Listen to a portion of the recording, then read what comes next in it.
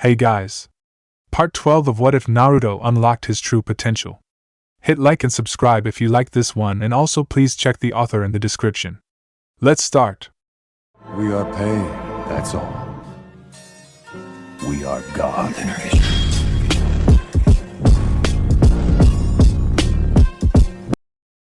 Chapter 53, Returning to Konoha. Hokage-sama, Jiraiya-sama, and the army have arrived in Konoha. An ANBU agent informed the Sandaime. Hiruzen smiled immediately after hearing that statement. The aged Hokage reached inside his desk and pulled out his pipe. He proceeded to stand up from his chair and walk towards the window of his room. He then proceeded to make a gesture with his right hand. "Thank you very much. Please inform Jiraiya to come over here and deliver his report about the invasion," he requested. "Also, please ask for Anko-san and her team to come with him."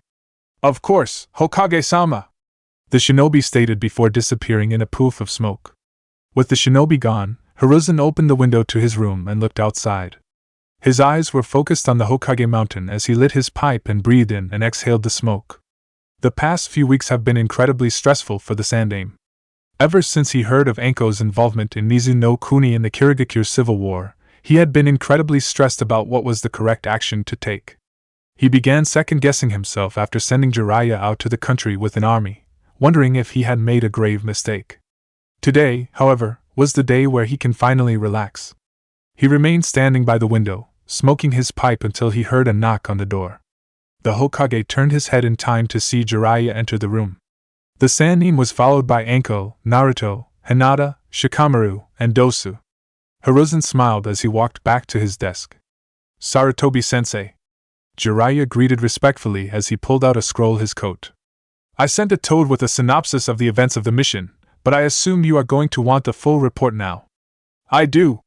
And I'm going to want to discuss it with you in detail." He nodded. He then turned his head towards Anko briefly. "Anko-san, when you sent me the message about you getting roped into the Kirigakure Civil War, I must admit, I nearly had a heart attack. You do know what your actions could have done to Konoha if this war ended differently, yes?" Anko looked down slightly at his comment. While she did not regret her decision to fight in Kibo against Jinpachi's army, she knew about the repercussions and the situation it had put Konoha and the Hokage in. It could have proved disastrous to Konoha if her intervention led to something such as provoking Yagura to lead an assault on Konoha. Everything worked out in the end, but that didn't remove the fact that her actions could have had major consequences for the village. "I stand by my actions," she said quietly yet firmly. "And even if things didn't go as positively as they did during the war, I would have done them again. I understand that. And I respect that," Hiruzen noted. His comment caused the Jonin to look up to face him as he continued to speak. "Ultimately, your involvement helped motivate me to send Jiraiya and his army to Kiri to finally do something about the Mizukage regime. While we can spend time thinking about hypotheticals and how things could have gone right, I am going to focus on all of the things that went right." "Job well done, Anko-san." A proud smile developed on Anko's face. "Thank you, sir. You're not the only ones I should be congratulating, though." Hiruzen turned his head to face Hinata, Shikamaru, and Dosu. "Shikamaru, Hinata, and Dosu, you three handled the situation incredibly well. I would have normally not sent Chunin as fresh as you all, but you were forced into the situation and handled it marvelously." He then turned his head to face to Naruto and smiled. "I took a risk sending you out there, Naruto-kun, and I'm proud with how you were able to handle it. Congratulations to you four. All of you did well." "Thank you, Hokage-sama." Shikamaru, Hinata, and Dosu all said in near unison. "Yeah, thanks a lot, old man." Naruto added, "Based on the brief report Jiraiya had sent me earlier, you all performed well over the standards for Chunin." The Hokage noted with a chuckle. "I'll begin making paperwork. Promotions for you all may come sooner than later." The smile on his face grew as he focused on Naruto.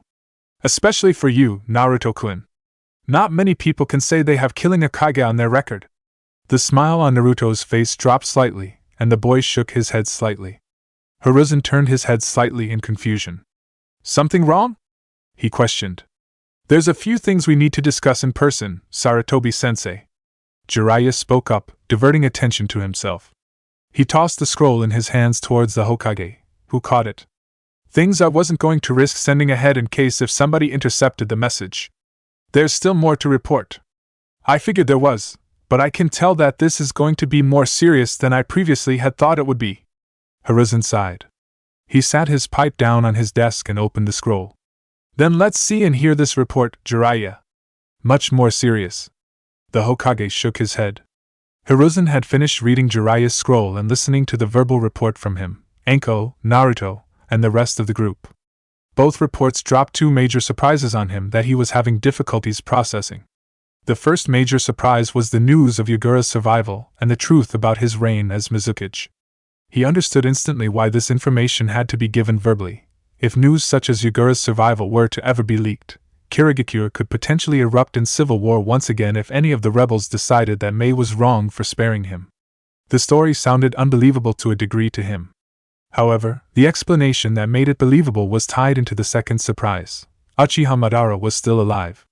Naruto confessed to him the truths he learned from the Kyuubi about what had truly happened. He then explained that Madara, who had been controlling the fox on that fateful night that killed his successor, was the one who had possessed Yagura and created his bloody reign in Kirigakure. I want to question the legitimacy of the Kyuubi's information. It could be trying to deceive Naruto-kun, but I do know that the power of the Sharingan could control it. Madara already displayed that ability before against Hashirama-sensei. He could easily do it again to the fox and probably do it to Yagura. No, the fox is probably right. Naruto apparently confronted his essence when fighting Yagura. The Sandaime Hokage shook his head and closed his eyes. But Madara is alive. That should be impossible. I was certain that my sensei had managed to kill him. Even if he hadn't, Madara should be well past a normal human's life expectancy. Not even an Uzumaki, with their incredible life expectancies, should be alive for as long as he would have to be. A thought came to Hiruzen's head as he questioned how Madara could be alive. His eyes widened and a deep frown developed on his face. Has Madara found the secret to immortality? Orochimaru was experimenting with that. If my student could come too close to finding out how, then surely a man like Madara could as well. That man, he's going to try and destroy the world, isn't he? Hokage-sama? Hiruzen snapped out of his thoughts. Jiraiya, Anko, Naruto, Hinata, Shikamaru, and Dosu were still present in the room. All 6 shinobi were looking at him in concern. The Hokage proceeded to shake his head. My apologies. You all just gave me a lot to process. He bowed his head slightly. His eyes then narrowed. I will honor Mei-san's request and keep Yagura's survival as an S-rank secret. I will also place that same priority on Madara's existence. I trust the 6 of you, but keep those facts secret under penalty of death. The shinobi all nodded their heads. Hiruzen then turned his attention to Naruto and frowned. Naruto-kun, I understand that you are going to be uncomfortable taking credit for killing Yagura, but you must accept it. He informed him. News will travel fast. I'm sure even the civilians here in Konoha will know of it. If you are confronted about it, you can't clam up like that and try to deny it.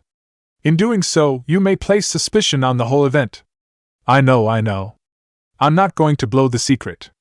The blonde crossed his hands over his chest. I'm not going to like it, but I'll keep it a secret. You can express your distaste if you wish. Hiruzen offered. Say that you felt upset having to kill a Jinchuriki, but you must not give anyone the reason to question it. Naruto gave no verbal reply. He simply nodded his head. Hiruzen proceeded to sigh in response. The more troubling thing to me, though, is the fact that Uchiha Madara is somehow alive. Jiraiya, this has become top priority. We'll need to do research on him and his actions, he declared. I'm already on it. Jiraiya nodded his head. I've already sent out toads with messages to my main contacts across the elemental nations, urging them to look into and listen for anything. I was careful with what information they had, but I'm sure if Madara so much as breathes the air, I'll have something on him. Good. He is somebody who I do not want to have free reign. He was supposed to be somebody who died long ago and, if he somehow found a way to return to the land of the living, he needs to be killed once again, Hiruzen stated. He then turned his attention to Naruto and allowed a small smile. As troubling as that news is, I'm incredibly impressed you were able to destroy his essence, Naruto-kun. Naruto opened his mouth. Take the credit, Naruto. Kurama's voice boomed inside Naruto's head. I don't know how happy he will be to hear that you relented full control to me for even a moment. Just accept the compliment and move on. You performed well against him when it was just you, anyway. Thanks, old man. Thanks. Naruto, taking the fox's advice, smiled brightly at the man. Hiruzen's eyes widened as a realization occurred to him, something he needed to discuss with Naruto.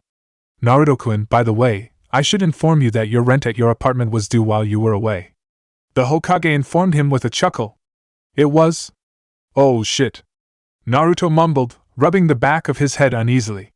He had honestly forgotten about the day of the month when he headed out to Uzushiogakure, let alone when he was rushed out to Mizu no Kuni right after.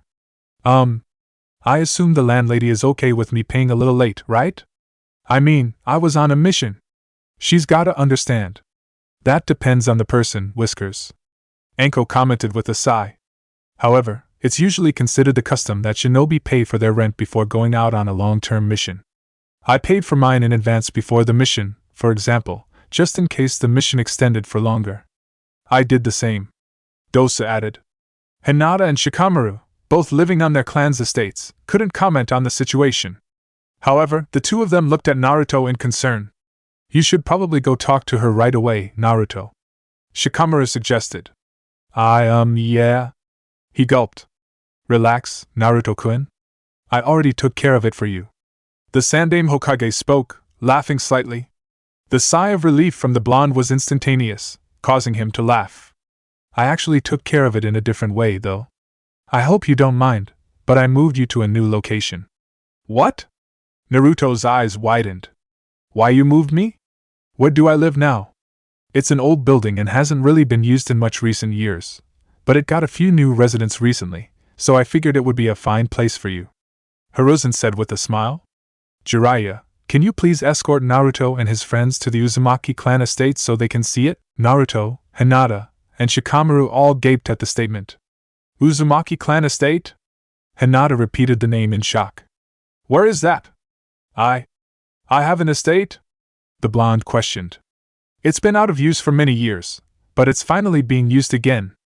I'm sure you will enjoy it, the Hokage said with a smile. I have an estate? An actual family estate? Naruto repeated the thought in his head. You said that there were other residents there, Dosa noted. Do you actually have others living there? You'll see, the Hokage said dismissively. Jiraiya, escort everyone over there, please. Jiraiya nodded in understanding.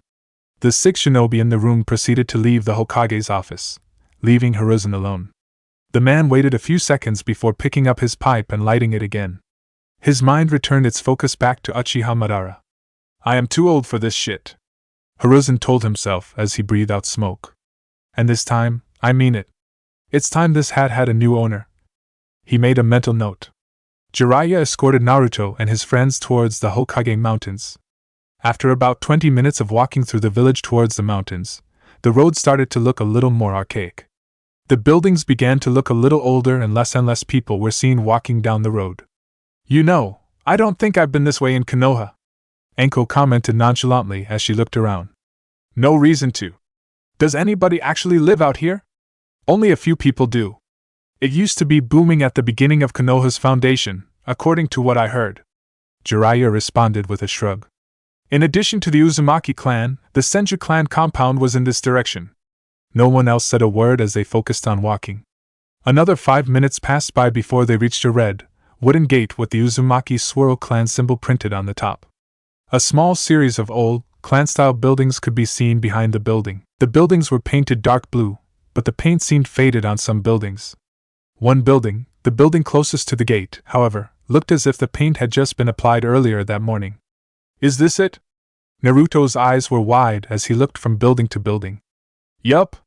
It's not as big as either the Uchiha compound or the Hyuga compound is, but both clans added on to theirs. Jiraiya commented with a sad smile. Honestly, I haven't been to this place since Kushina lived here when she was growing up. Realization seemed to dawn on Naruto's face. His eyes widened further. Mom grew up here when she moved here. A smile developed on his face. I'm home, Mom. Hokage-sama said he moved you in, right, Naruto? Shikamaru spoke up. Naruto turned his attention to his friend and nodded. Guess we can explore a little bit and try to find your room. You all do that, Jiraiya stated as he started to turn to walk away. I got some other things I need to discuss with the old man, so I'll catch you all later. The group said their goodbyes to Jiraiya before turning their attention to the compound. Naruto led the way and opened the door to the first building, the one with fresh paint. The building's opening room was, surprisingly, furnished. There were several scrolls hanging on the walls, each of them with various different seals. The room itself was relatively large that had 3 hallways, one on each wall. The tatami mat floor of the room was also durable and looked as if it had not been old and unused. If this is how good the condition of the place is when it's not being used, I wonder what it would have been like being used. Shikamaru mumbled to himself. Recall that Hokage-sama said something about other residents. Dosu reminded the Nara. We should probably expect that the building looks nice due to them. I wonder who they are. Hinata commented as she brought her hand to her face, as if trying to process the answer. Naruto was about to respond, but a faint sound entered his ears. He could hear it coming from one of the hallways. It sounded as if somebody was playing the flute. A grin developed on his face as he quickly turned to the hallway to the left and started running down the hall. I know who else is here! He exclaimed.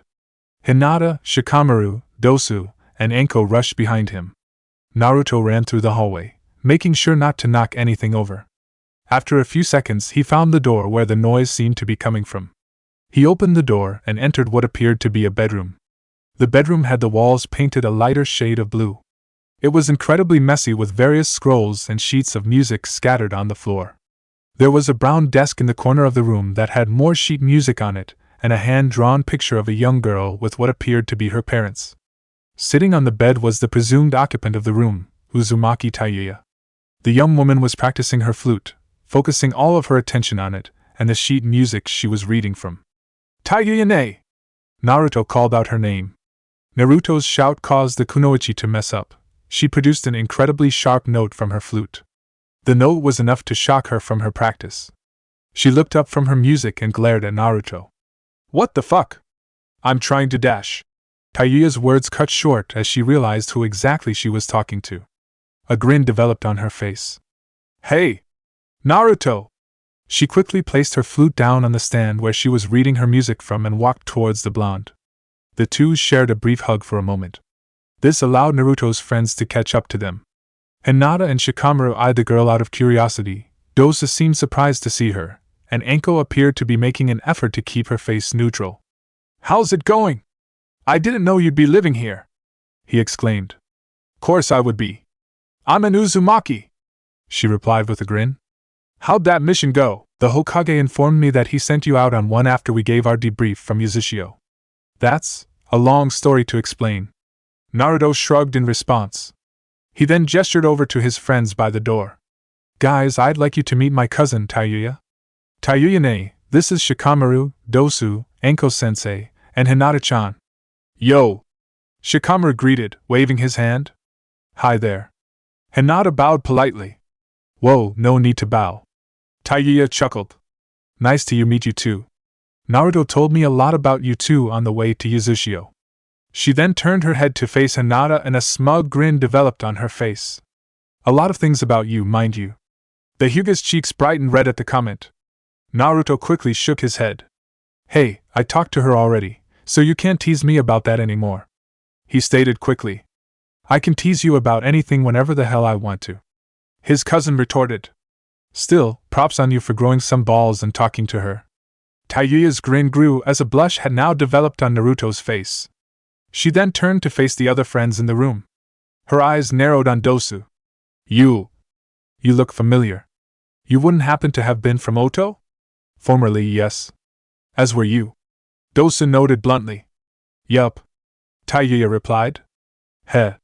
Good to see another person manage to move on. Good for you. Nice to properly meet you. Nice to meet you. He replied curtly. I had heard a lot about you back in Oto. Probably not many good things, am I right? She questioned. When Dosa did not answer, she took that as a sign of affirmation and snorted. I had a reputation of being a bitch there. I was proud of that, mind you. Oto was filled with a bunch of jackasses, so who cares what they thought?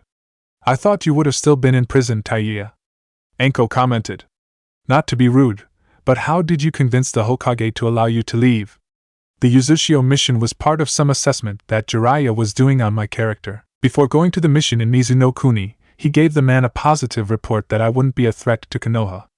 Taiyuya answered with a shrug. I was supposed to get released and allowed to move about in Konoha in about a week or two. However, that process ended up occurring a lot faster than it was supposed to. What made it go by faster? Naruto asked. A certain someone argued for me and got me out. Taiyuya proceeded to chuckle. A certain man who was pretty pissed that one of his few blood relatives was missing from the village and the other was locked up. Naruto's eyes widened immediately after that statement. Wait, is he dash? Just as he was about to ask his question, the sound of approaching footsteps filled the area. Naruto turned around and walked out of the room. His friends, along with Taiyuya, did the same. They saw Uzumaki Masakato approaching, yawning. Masakato appeared different than Naruto had recalled. The man seemed to have finally taken care of his appearance.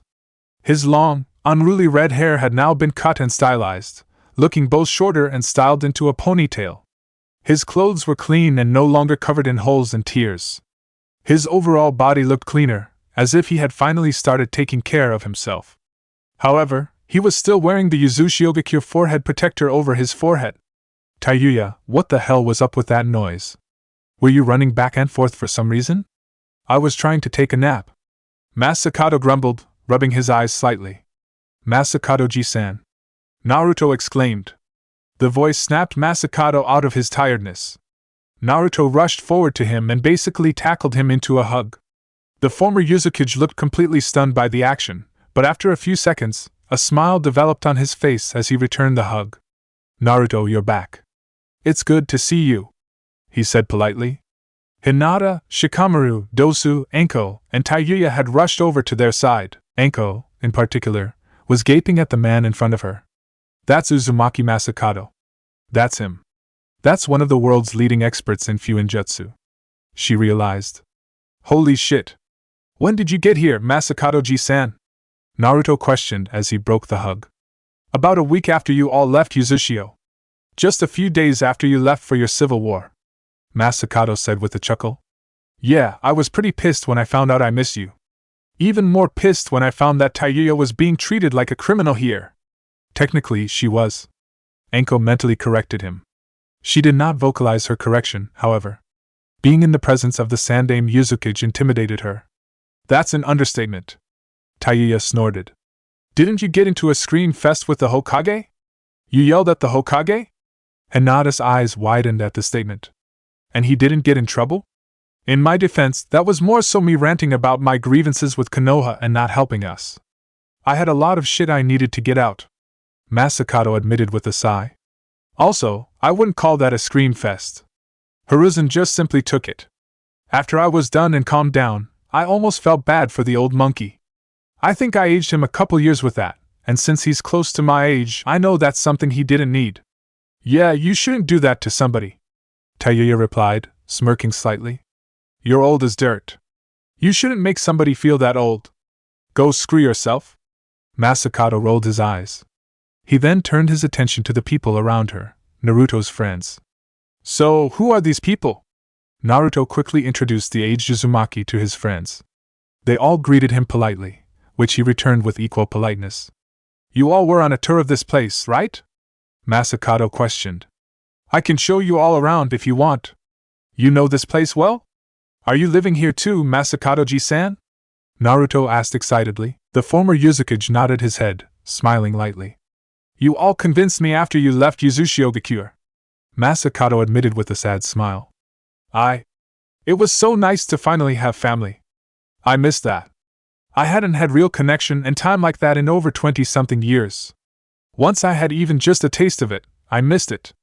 So, after debating about it for a few days, I decided to finally try and put the past to rest for a little while and spend time with what little family I have left. The man let out a laugh. I think my arrival here gave Hiruzen a shit ton of paperwork, but Akage is a glorified secretary anyway. He was able to take care of it. Naruto seemed to ignore the man's joke and focused on everything else he had said. A warm smile developed on his face. I'm glad you decided to come, Ji-san, he said. And I'm glad I came, the man replied with a smile. A few seconds passed by before Shikamaru proceeded to cough. Masakato quickly remembered the presence of Naruto's friends and started to walk forward. Anyway, if you all were getting a tour of the place, let me show you all around. I can probably show you all everything, including your room, Naruto, he commented. That'd be great. Naruto grinned as he and his friends began to follow. While you show us around, Naruto-kun can tell you all about Anoka, Hinata suggested with a smile. You're right, Hinata, the blonde exclaimed, a grin developing on his face. Who is Anoka? Tayuya questioned as she started to walk and follow the group. Guess I gotta tell you too about the other Uzumaki we ended up meeting in Kiri, Naruto answered. Both Masakato and Tayuya immediately turned their full attention to Naruto. What? I'm back, Sarutobi-sensei. Jiraiya greeted the Hokage as he entered his office through the open window. The Hokage shook his head, chuckling slightly. The moment you lost your company, you entered the room that way. Can't you be a respectable person all the time and just use the door? It's more fun this way. The Sannin shrugged. Hiruzen let another chuckle out. He placed his pipe back down on his desk as Jiraiya walked forward and stood in front of him. A serious expression then developed on both of their faces. So, you finished reading my scroll, I take it.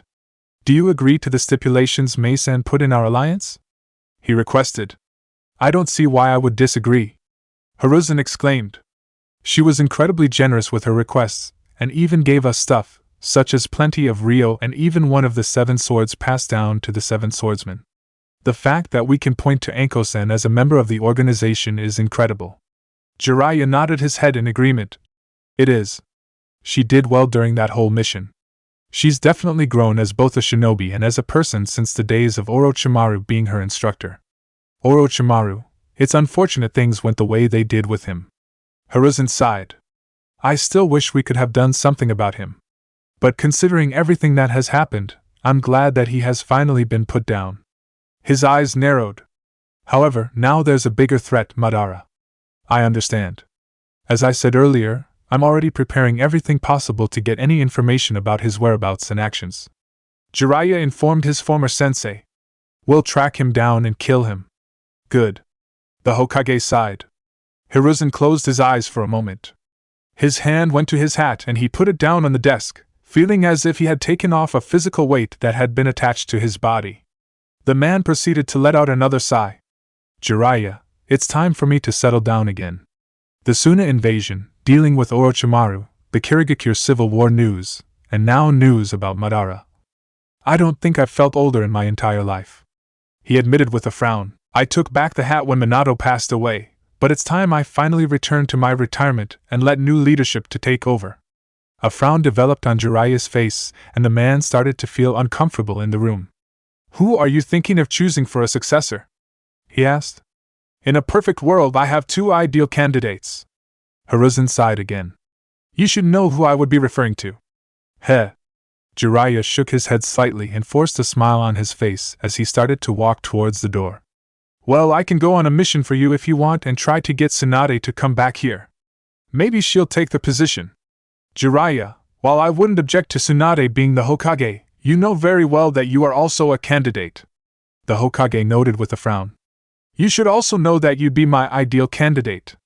Yeah, well, I don't think I'd be the ideal choice, the Sannin said dismissively. Jiraiya. Hiruzen said the man's name sternly. Jiraiya stopped walking. He turned his head and looked back to Hiruzen. The Sandaime Hokage was looking at his former student with narrowed eyes. He pulled out a scroll and tossed it to Jiraiya. The man proceeded to catch it. Tomorrow, I want you to go out to find Tsunade and bring her back. I know you've kept tabs on her location and know where she should be. Have her read that scroll and she will come back without a fight. Hiruzen informed him sharply. His eyes narrowed even further. And when you both are here, I would like to speak with you both. And after our conversation, one of you will understand and take the hat from me. Jiraiya did not say anything for a moment. He simply looked down to the scroll. A few seconds passed by before he let out a chuckle and opened the door to the office. Well, I'll come back with Tsunade then. After that, well, we'll see, he replied before leaving. Hiruzen remained standing as Jiraiya closed his door. Nearly a minute passed before he sighed once again and took his seat. His eyes proceeded to focus on the Hokage's hat. Jiraiya, Tsunade, I like to think I haven't asked you two for too much in life. Please, one of you, take the hat from me. He silently pleaded. It didn't take long for Naruto to explain Anoka to both Masakato and Taiya. Both Uzumaki were excited to hear that they had another family member alive and well in Kirigakure, and were both incredibly proud to hear that she had become a member of the Seven Swordsmen of Kirigakure. Taiya had grumbled something about her not being with the family, but the two accepted the news about Anoka with great happiness. After the explanation, Masakato showed the group around the compound. He showed them where the extensive kitchen, dining hall, study, and other rooms throughout the building were.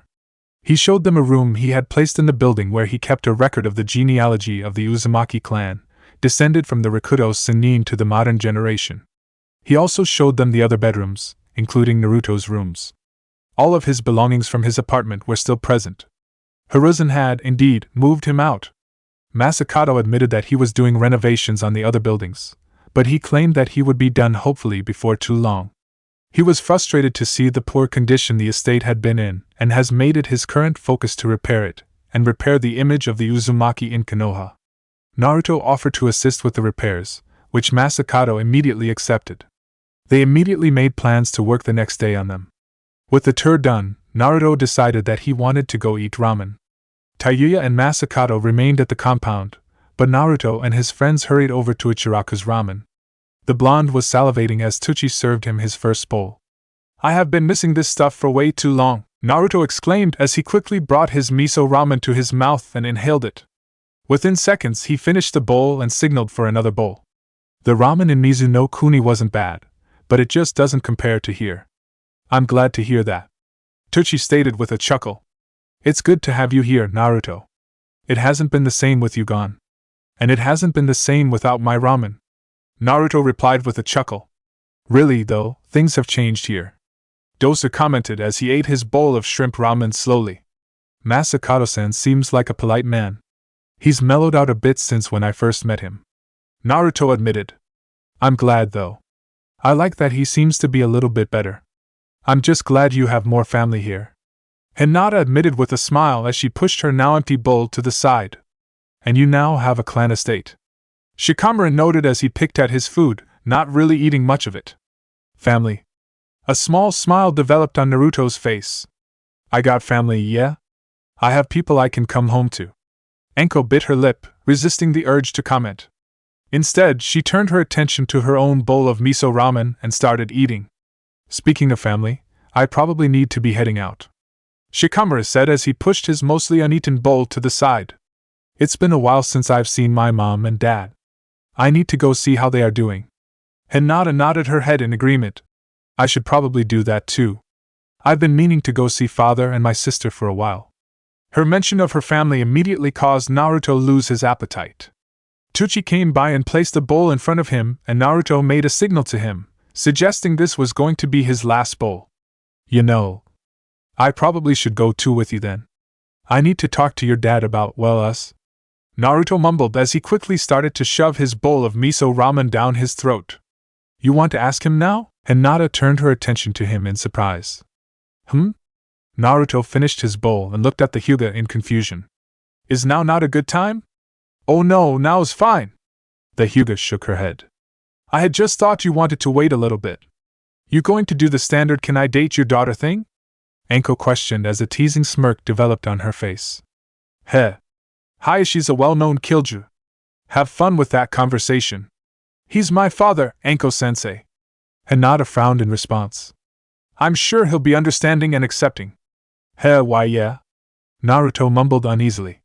With those words, Naruto, Hinata, and Shikamaru paid for their food, said their goodbyes, and proceeded to walk off in different directions, Shikamaru towards his clan estate and Naruto and Hinata to her estate. Dosu and Enko remained sitting, eating one more bowl of ramen each. It's weird listening to them talk about families. Dosu admitted with a shrug, putting his chopsticks down. I don't have any family in general and I have no friends that I did not have on the mission. I suppose where life will have changed for them, life in this village will remain the same. You just became a shinobi here though. Give it time and you'll make more friends. Then you two can join them and talking about seeing what has changed here in Konoha went away on a mission. Enko snorted. She put her chopsticks down as well and gave Dosu a serious look. By the way, since Naruto isn't here, can I ask you something? Sure, Anko Taishu, he replied. Okay, first, we are not on a mission, the Jonin reminded him. You don't have to call me Taicho anymore if you don't want. Sure thing, Anko Taishu. Dosu repeated the expression with a small smile on his face. You think you're so funny, don't you? Anko shook her head, resisting the urge to laugh. Anyway, what have you exactly heard about Uzumaki Taiyuya when you were in Oto? A couple of things, he commented as he brought his hands to his face in thought.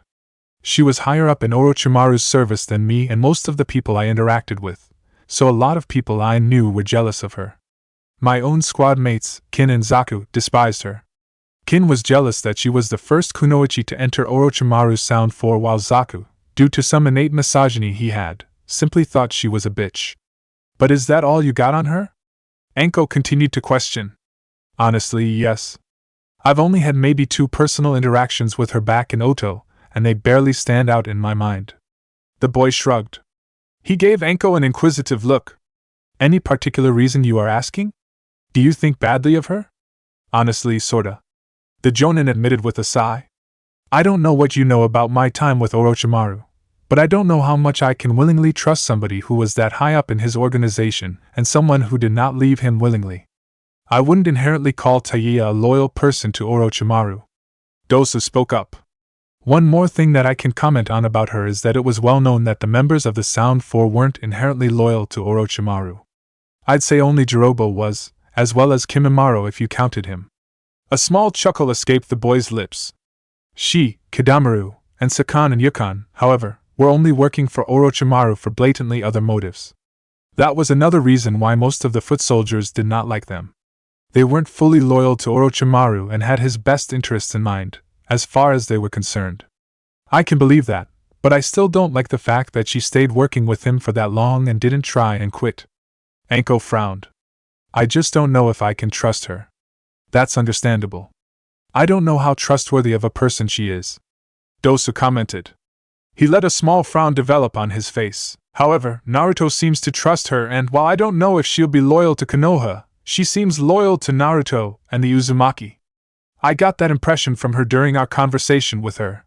So you don't think she'll ever do anything to Naruto? Anko questioned. Based off my own intuition, I believe so. She seemed to have a good relationship with him. Another chuckle managed to escape Dosu's lips. Naruto-san has that type of effect on people. He seems to bring people towards him and make them want to be his friend. Heh. Anko let out a chuckle as well. That's something I can agree with you on at the moment, at least. That kid has some incredible charisma and is just a nice, good-meaning person. He'll make a great Hokage one day. Anko's and Dosu's conversation turned a lot more casual and friendly as they finished their final bowls of ramen. It took them a few minutes before they finally paid and went off on their separate ways towards their apartments.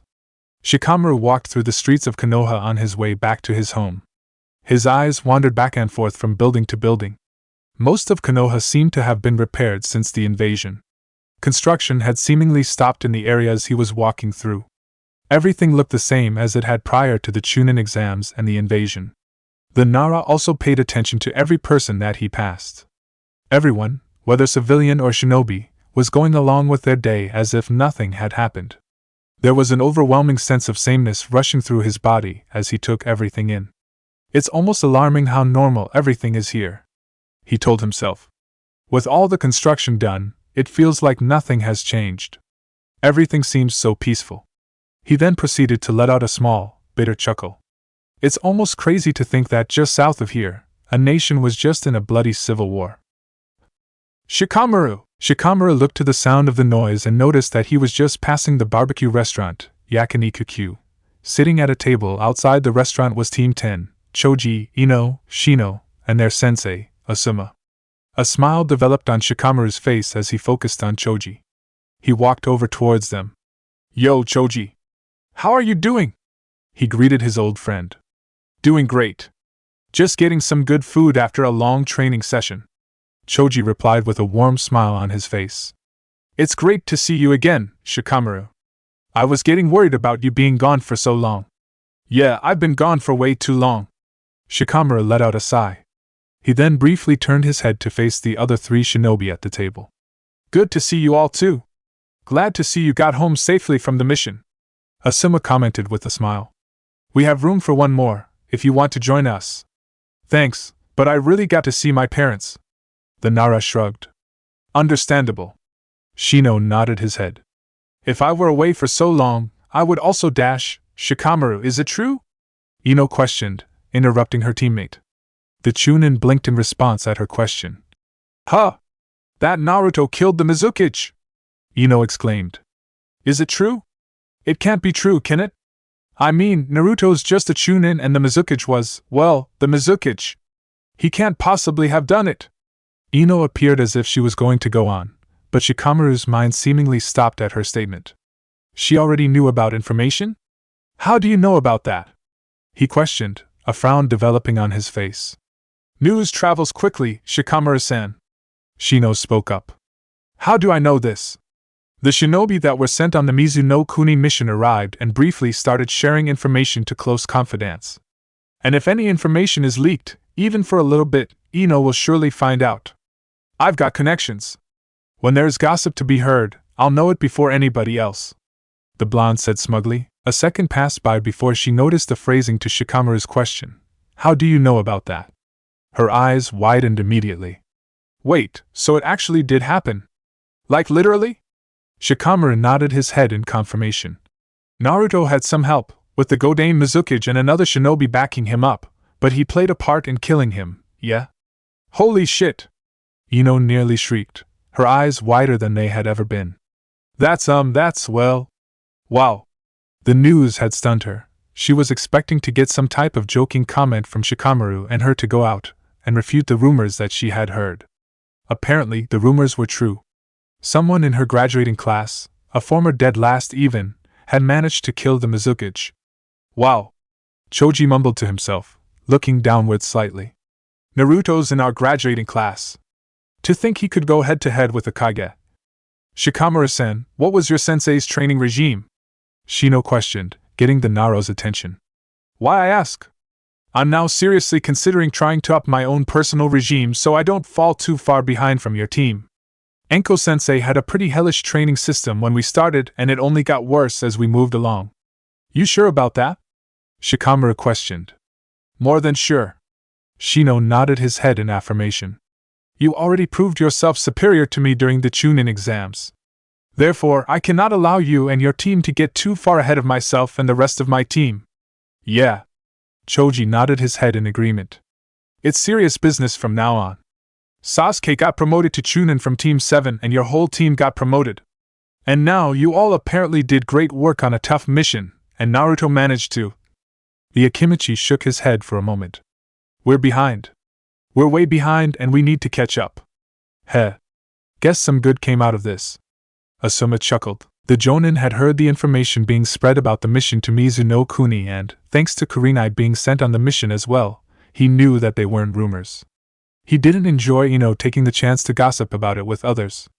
However, seeing the confirmation of the information seemed to have dumbfounded Ino and apparently ignited a spark in Choji and Shino, a spark that he had been trying to ignite for a while. They're behind for now, but they won't be for too long, he told himself. I just can't believe it is all true. Yeah, Choji's right. We suck compared to you all. Ino mumbled, her mind still trying to process everything. Well, if you just look at Naruto being a part of killing the Mizukichi, then yeah, I guess we all look good. Shikamaru commented with a shrug. Yeah, but I heard things about you and Hinata as well. You both did awesome on the mission too. Ino shook her head, once again. God, first there's Sasuke-kun and then there's your three. Our graduating class has way too many strong shinobi, it's insane.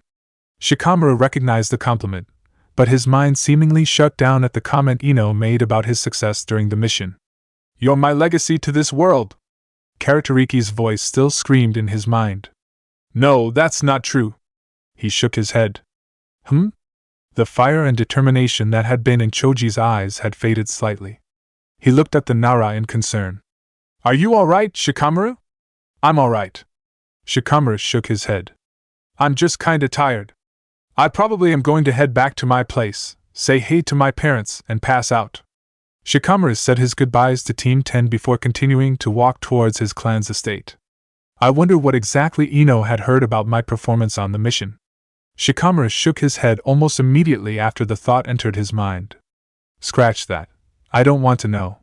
His mind almost went back to Karatariki and his voice. He almost envisioned the man screaming at Shikamaru as he was just about to die. Before he could hear his voice in his head, however, he recalled something else. Don't let whatever any douchebag said or whatever happens get you down. Use it all to grow. You're a great person, Shikamaru, and a great friend, and I'm lucky to know you.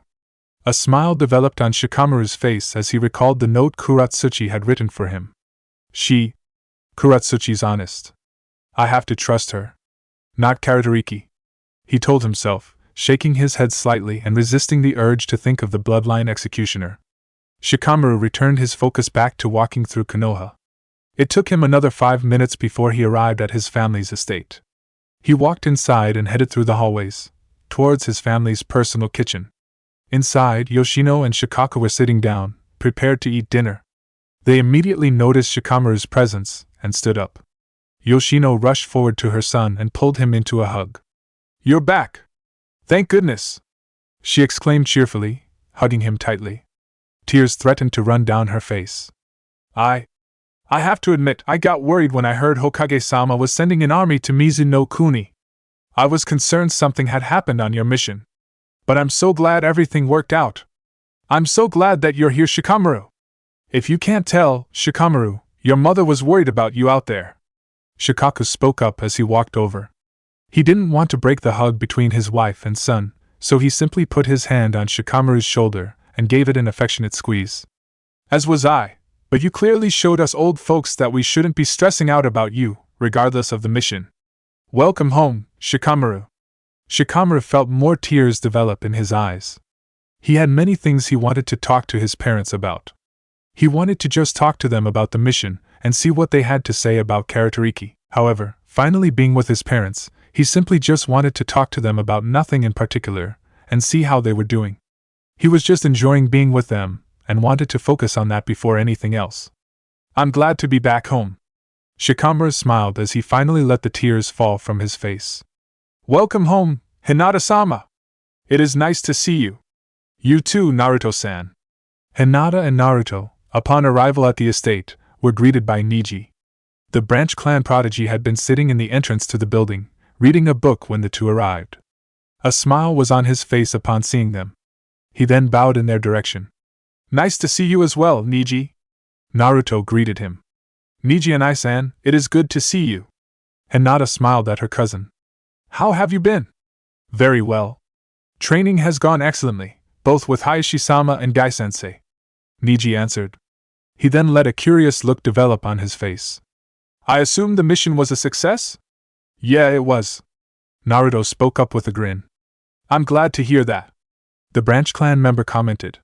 We were actually wanting to discuss something with my father. Is he free now? Hinata questioned her cousin. Yes, he is. He should just be in his study, Niji said as he started to walk away. I can lead you both there, if you want someone to talk to along the way. That would be appreciated. Hinata smiled in response to his offer. Both Hinata and Naruto followed behind Niji as he started to walk towards Hayashi's office.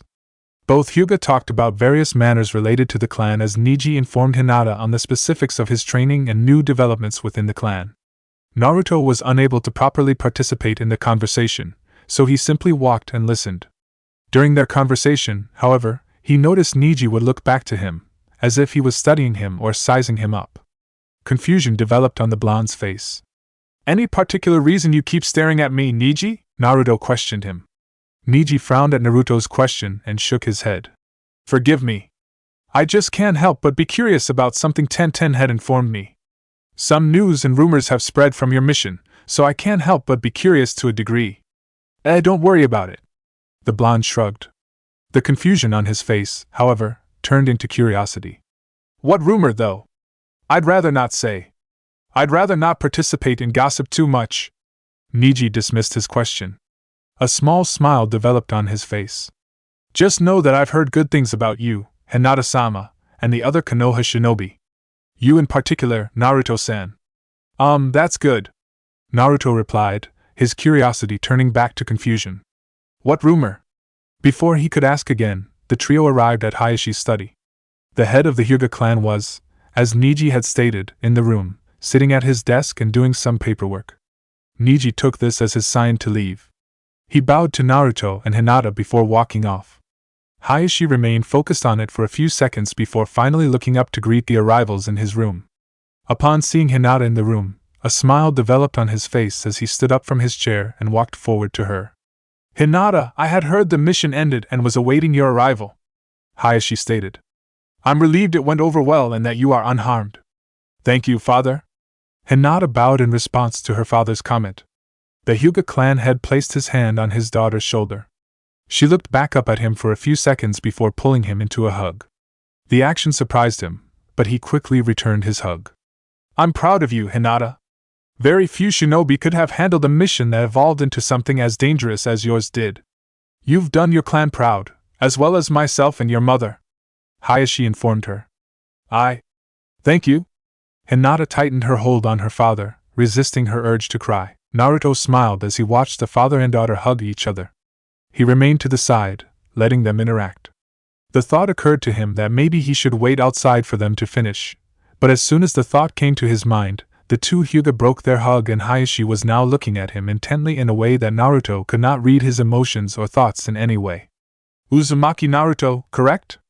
You are my daughter's teammate and friend," he noted. Yes." Naruto nodded in affirmation. He was trying his hardest not to sweat under the gaze of Hiashi. "It is nice to finally meet you. Hinata has told me a lot about you and I am pleased to finally meet one of her teammates that she speaks so highly of." Hiashi greeted him. Naruto blinked for a moment before a smile developed on his face. "It's nice to meet you too. Were you just escorting my daughter back home or did you want to discuss something with me?" he questioned. Naruto's smile nearly dropped at Hayashi's comment. His eyes focused on Hiashi, who had seemingly not changed his facial expression since their conversation started. He had absolutely no red on the man, and that scared him. Seeing Naruto trying to come up with exactly what he was wanting to say, Hinata proceeded to giggle. "Naruto-kun mentioned he had something he wanted to talk to you about," Hinata commented, speaking for him. The blonde's eyes widened almost instantly. "Hinata-chan, don't rush me." "Okay." Hiashi nodded in recognition. "What do you wish to talk about?" Naruto took in a deep breath for a moment. He closed his eyes for a second before reopening them. He calmed himself and narrowed his eyes intently at the man in front of him. "I was hoping to ask if I would have your permission to date your daughter," he stated. Hayashi's eyes widened ever so slightly at the request. Seeing some form of a reaction on his face, Naruto let a small smile develop on his as he started to continue. "I know you are a traditional person, so I wanted to ask you. Hinata-chan is very important to me. She has always been since the day we first became friends, and it's only grown over time," he confessed. He turned his attention towards Hinata's face, his smile growing a little wider. "It took me some time to really piece together my feelings. I wasn't the best with identifying what my feelings were. But after being away when I went to Uzumaki and reuniting with her back in Mizuno Kuni, I finally figured them out." He turned his attention back to Hiashi and bowed slightly.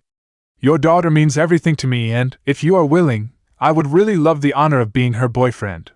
Naruto-kun." Hinata's cheeks were bright red after Naruto's speech. A wide smile was on her face as she resisted the urge to rush over to him and give him a kiss. She was in her father's presence, after all. Later though, Hiashi remained silent for a moment. The shock from Naruto's request seemed to fade, and he closed his eyes and thought.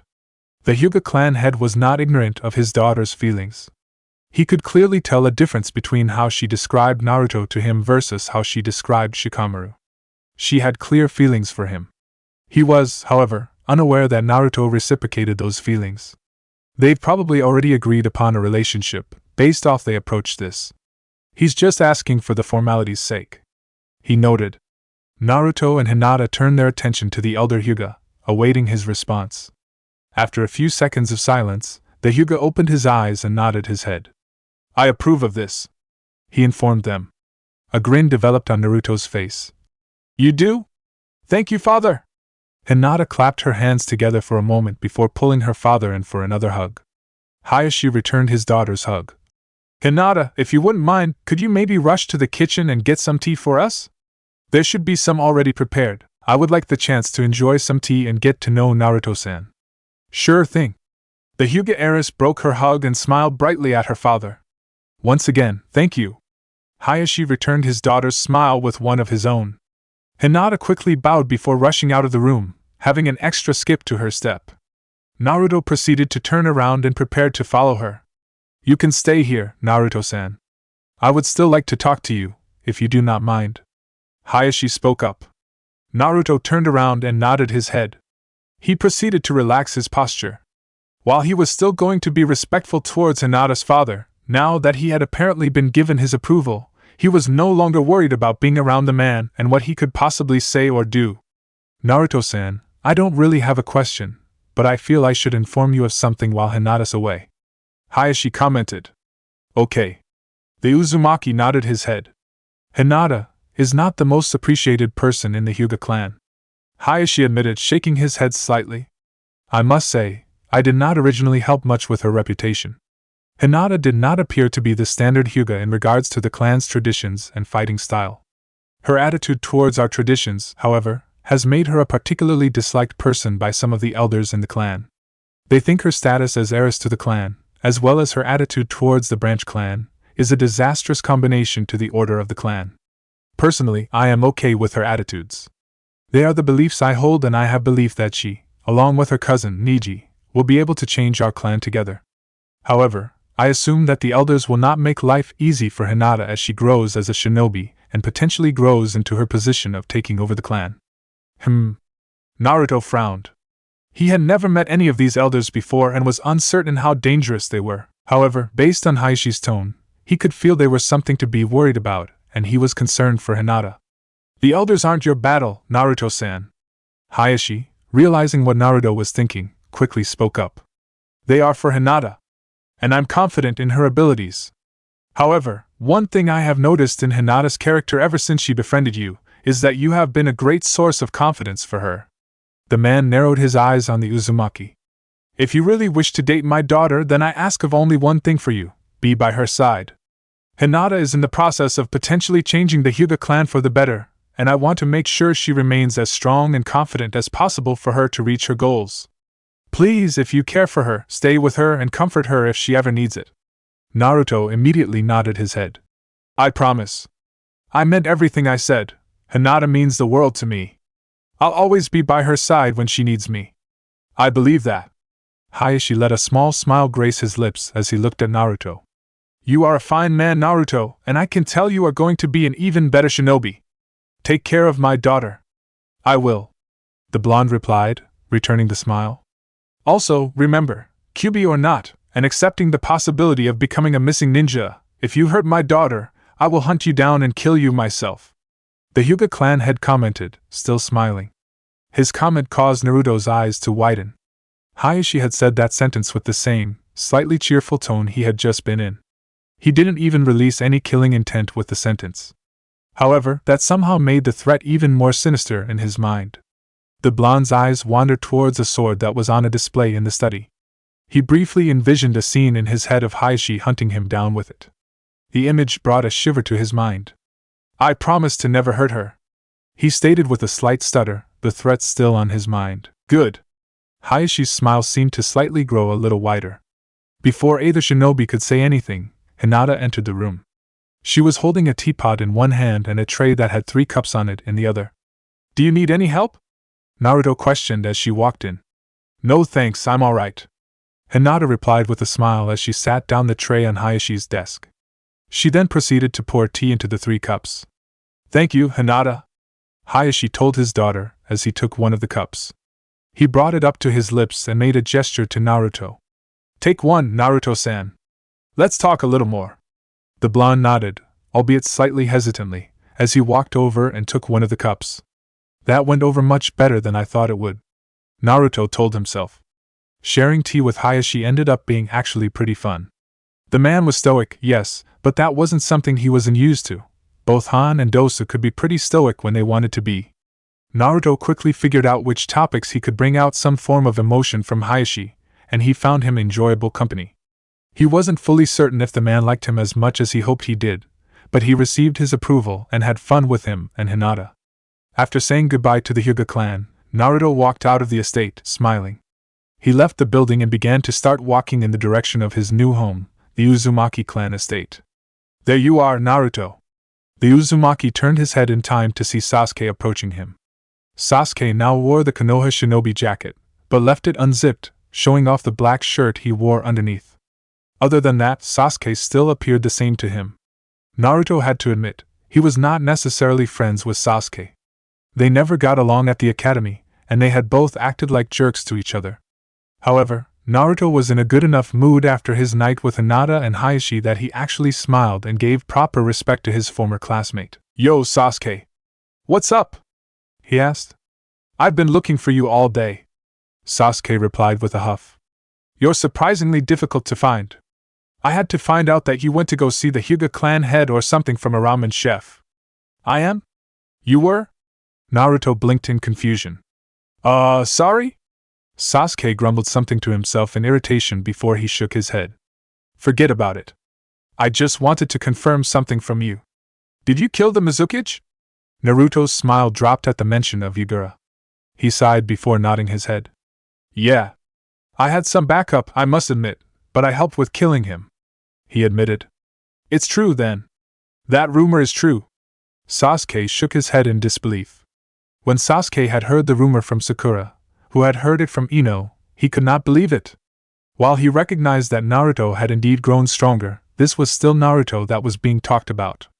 Besides being the former class dead last of his year until he managed to overtake Kiba at the last second, he was still a Chunin. It seemed impossible that someone of his skill level would be able to take on the Mizukage, of all people. How did you grow so strong, Naruto? The Uchiha questioned. There's no way you normally should have been capable of that. How did you do that? Training with Enko-sensei and Jiraiya helped. Naruto answered. It helped especially that I had backup in the fight, though. You had backup, yeah, but I still just find it hard to believe that you were able to train to a level where you could fight a Kage-level shinobi and not die immediately. Sasuke noted with a smirk on his face. You found power, Naruto. That's good. You'll only grow stronger from here. Naruto shook his head. The conversation was starting to frustrate him, and he knew it was only going to get worse from here if Sasuke started asking him about the specifics of his training method. He decided to end the conversation and began to walk away. Sasuke, I'm kinda tired and I don't want to talk about this. Talk to me some other time, he said dismissively. Don't want to talk about it. Sasuke nearly scoffed at the statement. Why not? You should take pride in killing someone like the Mizukage. You killed a powerful shinobi and made a name for yourself. Naruto tightened his hands into fists and grit his teeth. The boy was officially over the conversation and simply wanted it to end. He quickly turned his head back to Sasuke and shook his head. I can't take pride in killing someone like me, he shouted. Sasuke opened his mouth to reply, but Naruto's sentence dawned on him. He looked over at the blonde in confusion. What do you mean someone like me? He questioned. Naruto's eyes widened, realizing what he had said. He quickly shook his head in frustration. Damn it, me and my mouth. He cursed at himself. How do I explain this? Naruto, what do you mean? Sasuke took a step closer to Naruto, his eyes narrowed. I've been keeping up to date with everything that's happened in Kirigakure, you know? I know a few things about Hyuga and I know just what type of person he was. In what ways were you two alike? The Uzumaki's eyes widened at Sasuke's declaration. If Sasuke didn't know anything about Hyuga, then he most likely could piece together that he was a Jinchuriki if he bothered to think about it. Damn it. Why did I say anything? Why? Naruto continued to curse at himself. I guess I have to tell him. I'd rather just say it, and see if I can help him not think too badly of me instead of him coming to the realization himself. You know what a Jinchuriki is then, right?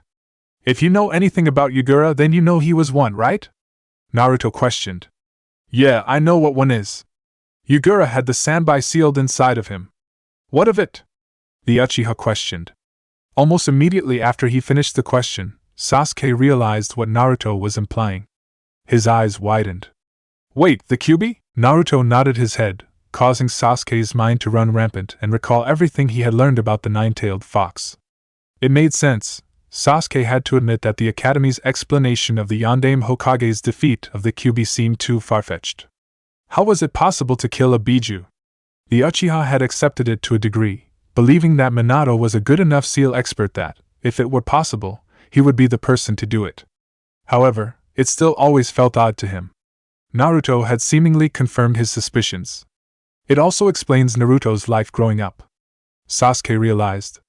He must have been chosen because he was an orphan with no family that would object to it. It explains why people walked past him and why people would give him dirty looks. It explains why some of the teachers at the academy never answered some of his questions. It explains why some restaurants or stores wouldn't service him. Naruto looked at Sasuke's expression and sighed. So yeah, I'm assuming by your silence you figured it out. Yup, I'm the Kyuubi Jinchuriki. Now, do you understand why killing Yagura was hard? Because no matter what he has done, he's a person like me who grew up just like me. And it fucking sucks that he ended up becoming the person that he did and that someone like me was forced to put him down. Sasuke didn't say anything. He remained quiet for roughly a full 3 minutes. Naruto remained still, watching him. He couldn't get a read off Sasuke's disposition. Eventually, he decided that this had effectively ended their conversation. With a sigh, the blonde started to walk off. This seemed to trigger something in Sasuke, who finally opened his mouth to speak. So you've always been strong then, huh? He finally commented. Naruto stopped walking off. He turned around and looked at Sasuke in confusion, urging him to elaborate. I've seen the way some of the villagers treated you growing up. I had assumed it was for some pranks you did or something and that you probably deserved it. But it's over something like being a Jinchuriki? Something you had no fault in? And something that you're doing that should technically be seen as an honor? The Uchiha let a smile develop on his face as he looked at the blonde. If I was hated for that reason, I don't think I'd be able to contain myself. I'd call out the people on their bullshit. You clearly have strength if you can resist that urge. Heh. Naruto let a smile develop on his face. In fairness, I only learned about the reason why when we graduated from the academy. My point stands though. The fact that you still want to be Hokage for a village like this says something about you. Sasuke said, still smiling. Naruto's smile grew wider at the comment. Thanks, Sasuke. The Uchiha nodded in recognition of the thanks. A pensive look then crossed his face as he crossed his hands. You asked if I understood why it was difficult for you to have to kill Yagura because both of you were Jinchuriki. Honestly, I understand. More than I wish? He commented, a scowl developing on his face. Because I'm going to have to kill my brother one of these days after everything he did to my family. But even though I know I'll be able to kill him and will enjoy doing so, I still know that, deep down, there's a part of me that still sees him as my brother. Naruto nodded in understanding, his smile turning into a frown. He knew about the Uchiha clan massacre and how Sasuke's brother was responsible for it, but he had never brought the subject up with Sasuke. He knew it was a sore subject for the boy. Naruto remained quiet, giving Sasuke the chance to finally talk about it. Wonder if I'm going to be like you when I finally get a chance to kill him? Sasuke mumbled. Because like Yagura, he's an evil person with a lot of blood on his hands. And I recognize that. I know he needs to die. I know he needs to die by my hands, but still, it's my fucking brother. What needs to happen will happen. Naruto said, shaking his head. I know. Sasuke sighed. I normally don't like spending too much time thinking about Itachi like this. I'd like to keep thinking about him as my clan's murderer. If I think too much on other things about him, I'll remember the older brother that always seemed to be watching out for me. And while I know I will enjoy killing my clan's murderer, killing my brother is going to be harder. What helps me is the fact that I have friends back here. Naruto commented, finally letting his frown turn back into a smile. I have Shikamaru and Hinata-chan to talk to and help me get my mind straightened out. And I had Anko-sensei and Dosu and a few others. Talking to friends can help. I don't have many friends. Sasuke replied with a shrug. Sure, he had positive relations with his team, but he wouldn't call any of them friends. Kiba was a friendly rival at best, Sakura was an affectionate stalker at best, and Kakashi was an occasionally wise instructor at best. He had never opened up to any of them, and had never felt comfortable opening up to any of them either. Well, if you want, when you do fight and kill Itachi, if you start remembering him like your brother and start having mixed feelings about it, you can always talk to me. Naruto suggested, holding out his hand. I know we don't always get along, Sasuke, but I think I'll understand what you may be going through. You will. I'm sure of it. Sasuke let a smile cross his lips as he took Naruto's hand and shook it. I'll be sure to come to you. The two Chunin seemed to finally come to an understanding of one another. No longer were they the Do-Ben team in each other's eyes. They were somebody that they could talk to. After a few seconds, Naruto and Sasuke broke their handshake. Naruto then turned around and started to walk back towards his clan's estate. I am getting tired, like I said earlier, so I'm probably going to go get some sleep, he told the Uchiha. If you ever want, though, you can find me usually at Ichiraku's or something. Ask if you ever want to spar or talk or something. I'll take you up on that. Sasuke replied with a nod of his head. He stood still, watching Naruto leave, before he decided to speak up. By the way, Naruto? The Uzumaki stopped walking. He turned his head and faced Sasuke. I heard that you finally had some Uzumakis come to Konoha and that you are all living together. Guess you can call them family, he noted. From someone who lost his family to someone who's just getting a family, cherish your time with them. You don't know when it'll end, so just enjoy all the time you have. With that comment, Sasuke waved goodbye before starting to walk off towards his own home. Naruto remained still for a moment, processing Sasuke's words. After a few seconds, a smile developed on his face. Sasuke, you really aren't that bad of a guy, huh? The Uzumaki realized. Naruto continued to head towards the Uzumaki clan estate. His talk with Sasuke seemed to motivate him to return home, as he started going noticeably quicker. Within 5 minutes, he managed to return back to the estate. He entered the main building and was greeted with the sound of arguing. For the last time, Masakato, shut up! He's going to appreciate it! Tayuya shouted. He literally said he was going to go eat ramen with his friends when he was here. Didn't you catch that? Masakato yelled in response. Why the hell would he want more ramen? We should be making something different. Have you ever had a fucking conversation with him? Naruto breathes ramen. He'll want it above anything else we could make. Tayuya fired back. The two Uzumaki proceeded to get in a back and forth. Confused by the shouting, Naruto followed the noise until he reached a kitchen area of the estate. Inside, Tayuya and Masakato were arguing with each. There was a pot situated on a table with some type of broth inside of it. Tayuya was rolling out noodles and Masakato was getting extra ingredients. The two, apparently, were making some type of ramen. Guys? Naruto blinked in confusion. Both Tayuya and Masakato looked towards Naruto in surprise. They then immediately turned to face each other. And he's back before we finished. Fantastic. Masakato shook his head. Tayuya rolled her eyes in response. This wouldn't have happened if you just went with my idea in the first place instead of arguing like a little bitch about it for nearly an hour before finally helping me prepare it. What's going on? Naruto questioned, drawing the attention back to him. Both Tayuya and Masakato looked back and forth from Naruto, themselves, and the food. The two finally turned their full attention to the blonde Uzumaki, smiling lightly. Well, we know you just got back and technically moved in, so we wanted to make you something to celebrate the new place for you, Tayuya answered. Like a welcome home present, if you will, Masakato offered. He then proceeded to glare at the kunoichi next to him.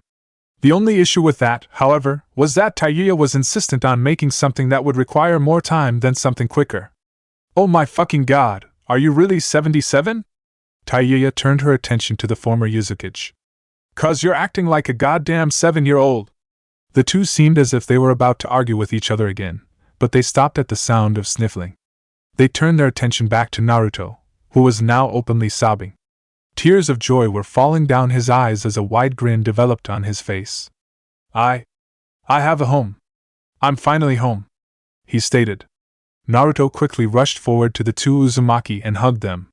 Tayuya and Masakato were quick to return his hug, making a family group hug. The trio eventually broke the hug and continued to work on making some ramen to celebrate Naruto's arrival.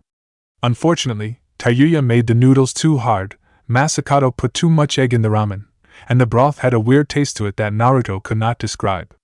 Still, it was the best ramen he had ever had in his entire life, and he got to enjoy it with his family. Come in, Hiruzen said. The door to the Hokage's office opened up and Koharu and Hamura entered the room. The advisors to the Hokage bowed to the man and walked over to his side. Thank you two for coming. I've been meaning to talk to you both for a little while today, the Hokage admitted. Think nothing of it. Hamura replied dismissively. I actually have to apologize about making you wait this long for me. Koharu replied. I understand that it was your granddaughter's birthday, Koharu. No need to apologize. It's why I didn't force you to come earlier. Hiruzen let a chuckle. I do need to discuss with you both about the events of the Kirigakure Civil War, but I actually have a proposition I want to talk to you both about first. What proposition? Hamura questioned. As you both are aware, we are old. I certainly am too old for this position, at least. Hiruzen sighed as he pointed to the Hokage's hat, which was still placed on the desk. I'm already making arrangements to pass the position down to either Jiraiya or Tsunade. Both Koharu and Hamura frowned at the statement. Jiraiya is such a perverted figure. I would despise having to call him the Hokage. Koharu shook her head. Having said that, between the two, I feel he would be the most appropriate choice. At the very least, he stayed loyal to Konoha and did not bother leaving the village like Tsunade did. Hamura stated, his frown turning into a scowl. I'm going to make up my mind once they are both here. However, that's not what I wanted to talk to you two about, Hiruzen stated, drawing the attention of his former teammates back to him. He coughed before continuing. Our village, I feel, has potential in this upcoming generation. I want to take a more proactive involvement with them. One group, in particular, feels like it has the potential to be the next legendary team of the village. You are referring to Mitarashi Anko's team, are you not? Hamura noted. Uzumaki Naruto, Hyuga Hinata, and Nara Shikamaru? The Sandaime Hokage chuckled in response. I'm impressed that you knew it was going to be those three. It's fairly obvious that's who you were referring to. Hamura replied with a slight shrug. Disregarding your relationship with Uzumaki, they all were promoted to Chunin at the first possible exam. The Nara clan heir and the Hyuga clan heiress is in the group, as well as both an Uzumaki and the Kyubi Jinchuriki. The team, on paper, has a lot of positives to them. I suppose it would be obvious to someone like you. You have a good idea for details like that, Hamura. That's why I called you two here. Hiruzen stated, his eyes becoming determined. I think it's important that our village gets stronger with each passing generation. Therefore, I think our village would benefit from another legendary 3 shinobi. After Jiraiya or Tsunade replaces me, I'm going to offer my services to these 3 and offer to train them. I would like to know if you two would like to assist in training them. Train them? Koharu questioned. That seems like a frivolous use of both our time and yours, Hiruzen. Hamura noted. I stand by my point. Our village needs another legendary team to rally around. The Hokage informed them. The last team was the legendary Sannin. And before them, it was us. A small, nostalgic smile developed on his face. What did they call us again? Tengaku no Shinobi, the Heavenly Shinobi. Hamura replied, closing his eyes. You had me, Udatane Koharu, Konoha's Grim Reaper, and you had Mitokado Hamura, Konoha's Guardian Angel. We were the right and left hands of you, Sarutobi Hiruzen, the god of shinobi. Koharu noted. The Sannin have officially died with Orochimaru's betrayal and subsequent death. There's a hole for a new legendary 3. And to be honest, I would like to have a say in trying to help this team grow to become this team. I firmly believe that this decision will help Konoha grow as a village and have a new trio of shinobi that the village can look to. Hiruzen explained. I am going to be working with them and train them. I am simply asking if you two would like to join me in helping them become the team that this village will need. Koharu and Hamura both remained silent. The two advisors seemed as if they were thinking about his proposition. Both had seemed hesitant at first, but after Hiruzen's explanation, they now were seemingly considering it. After a minute of silence, both of them nodded their heads. I will offer my services briefly. If I think they aren't worth my time, then I'll stop working with them.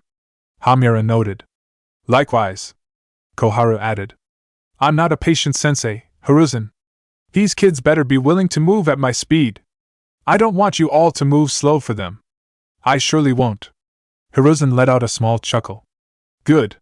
We'll make arrangements with these 3 once I have chosen my successor. I thank you both for agreeing.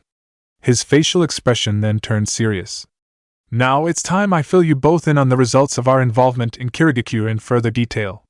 Both Koharu and Hamura nodded as they prepared to hear what the Hokage had to say. Sai, you're dismissed.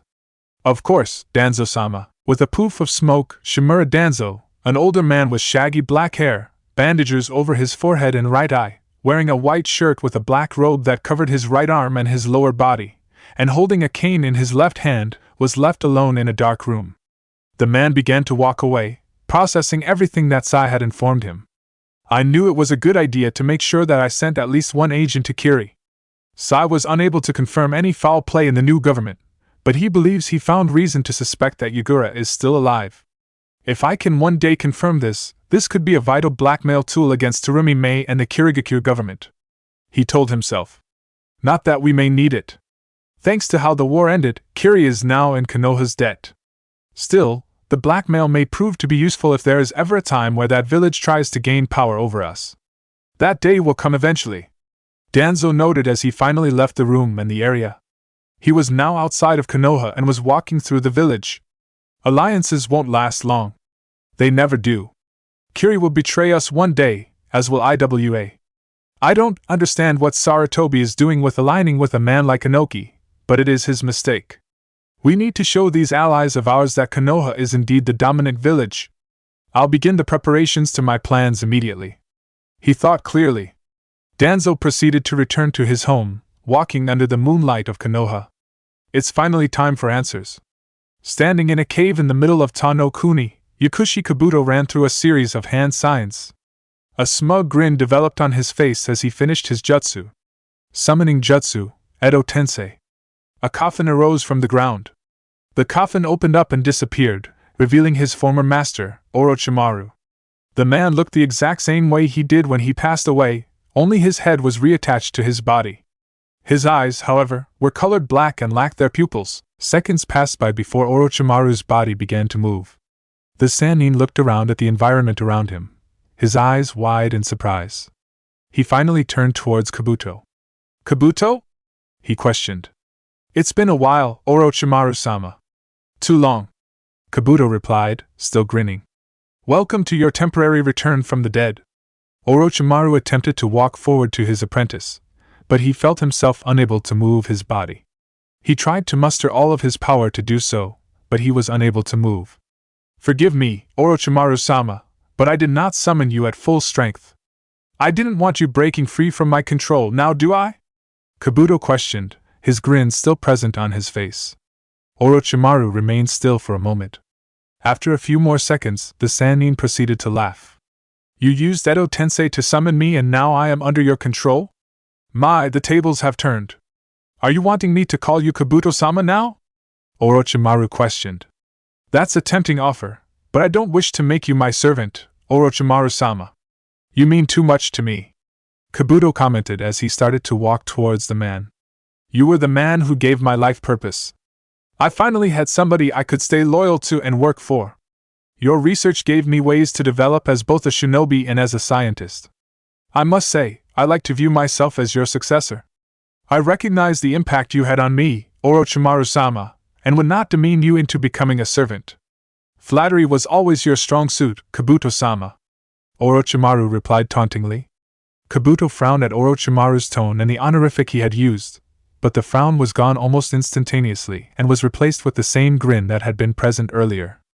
I've made excellent progress based on your research, by the way. I do think I've developed on the work you've established. I was able to learn how to use Edo Tensei rather quickly and I believe I'm getting the hang of it. I've also started doing research on things to do with bloodlines and bodies and I believe that, once I finish all of my research, you will be impressed. Kabuto informed him. I'll make sure to resummon you once I finish. My. I will look forward to that day then, I suppose. Not like I have much to look forward to in the afterlife.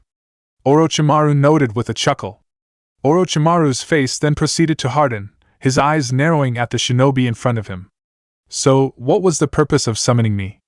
Were you just testing to see if you could use the Edo Tensei and wanted me here to see any progress you've made? I have to admit, that was part of it. Kabuto nodded his head. However, I did choose you for a particular reason, Orochimaru-sama. You know something that I really want to know. Oh? Orochimaru's face softened once again and returned to its taunting demeanor. Did you not say you were making progress on my work, Kabuto-sama? What could I possibly know that you haven't already figured out or are going to figure out? His comment caused Kabuto to frown. You seem bitter, Orochimaru-sama. Why? Oh, Kabuto-sama, I'm not bitter, Orochimaru mentioned with a chuckle. I am merely curious about things. I know you know ways to revive me in a more permanent manner using any of the curse marks that still exist.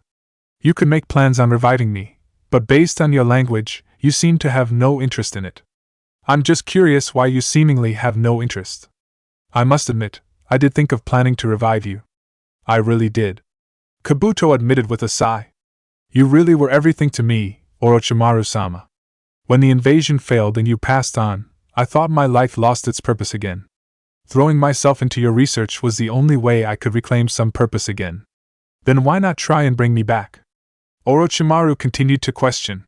Kabuto did not answer immediately. He had a blank look on his face, as if he was processing something from his memories. A few seconds passed by before he finally turned to face Orochimaru. A smug grin developed on his face, a grin wider than any he had previously during their conversation. Because I realized I could make headway in your studies. I could do them better, he declared with a loud, confident laugh. I came to the realization that my purpose wasn't to be your servant for eternity, Orochimaru-sama. That was only my beginnings. My goal is to be greater. My purpose is to achieve what you had attempted to become immortal and learn every jutsu, and surpass it.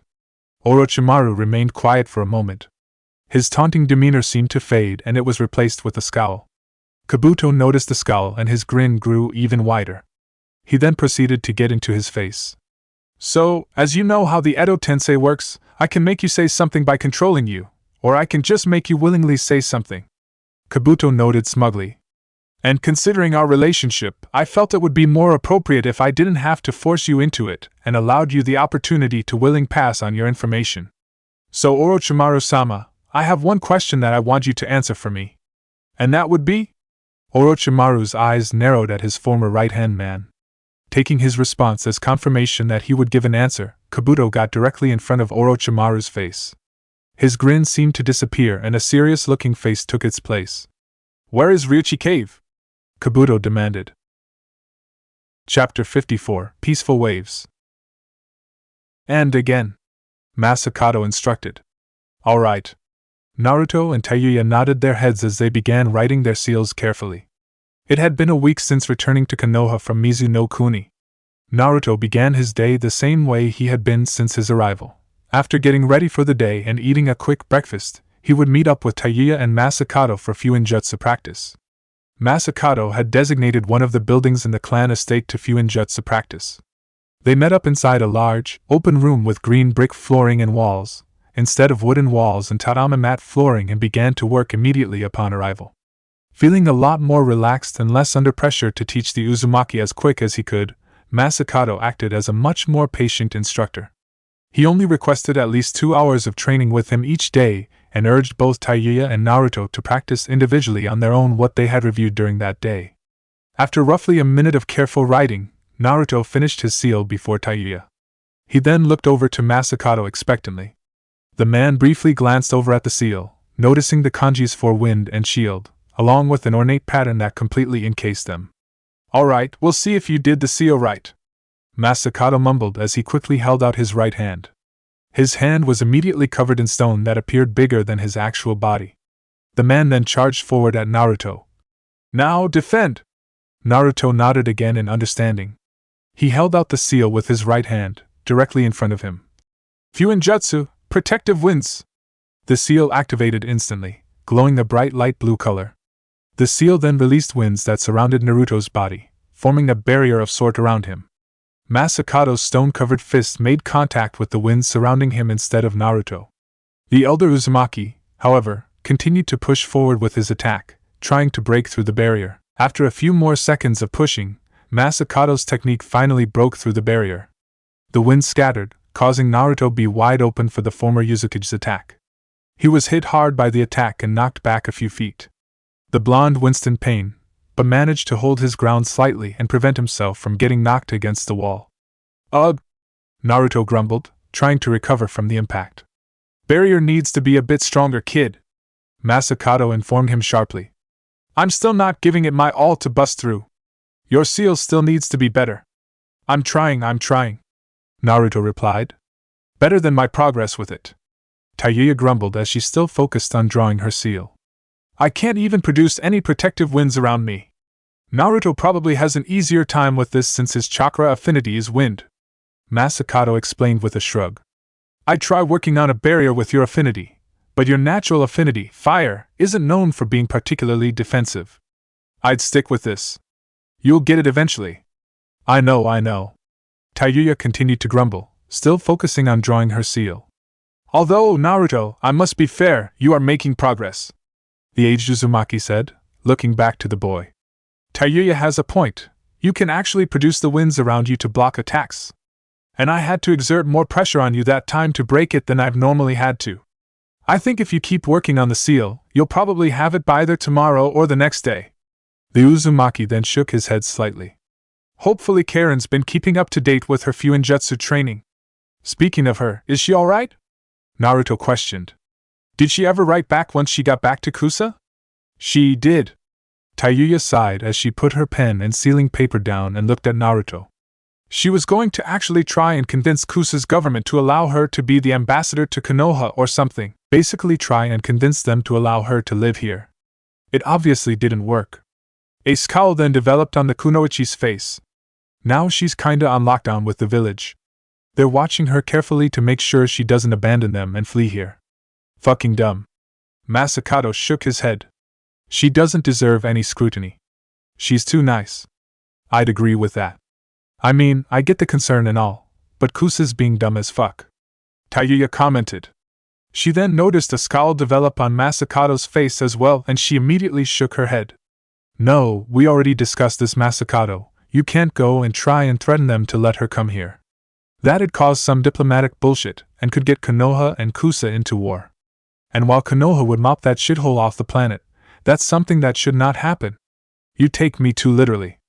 I wouldn't do anything too drastic. Masakado replied, his scowl turning more into a frown. Yeah, sure. Tayuya rolled her eyes.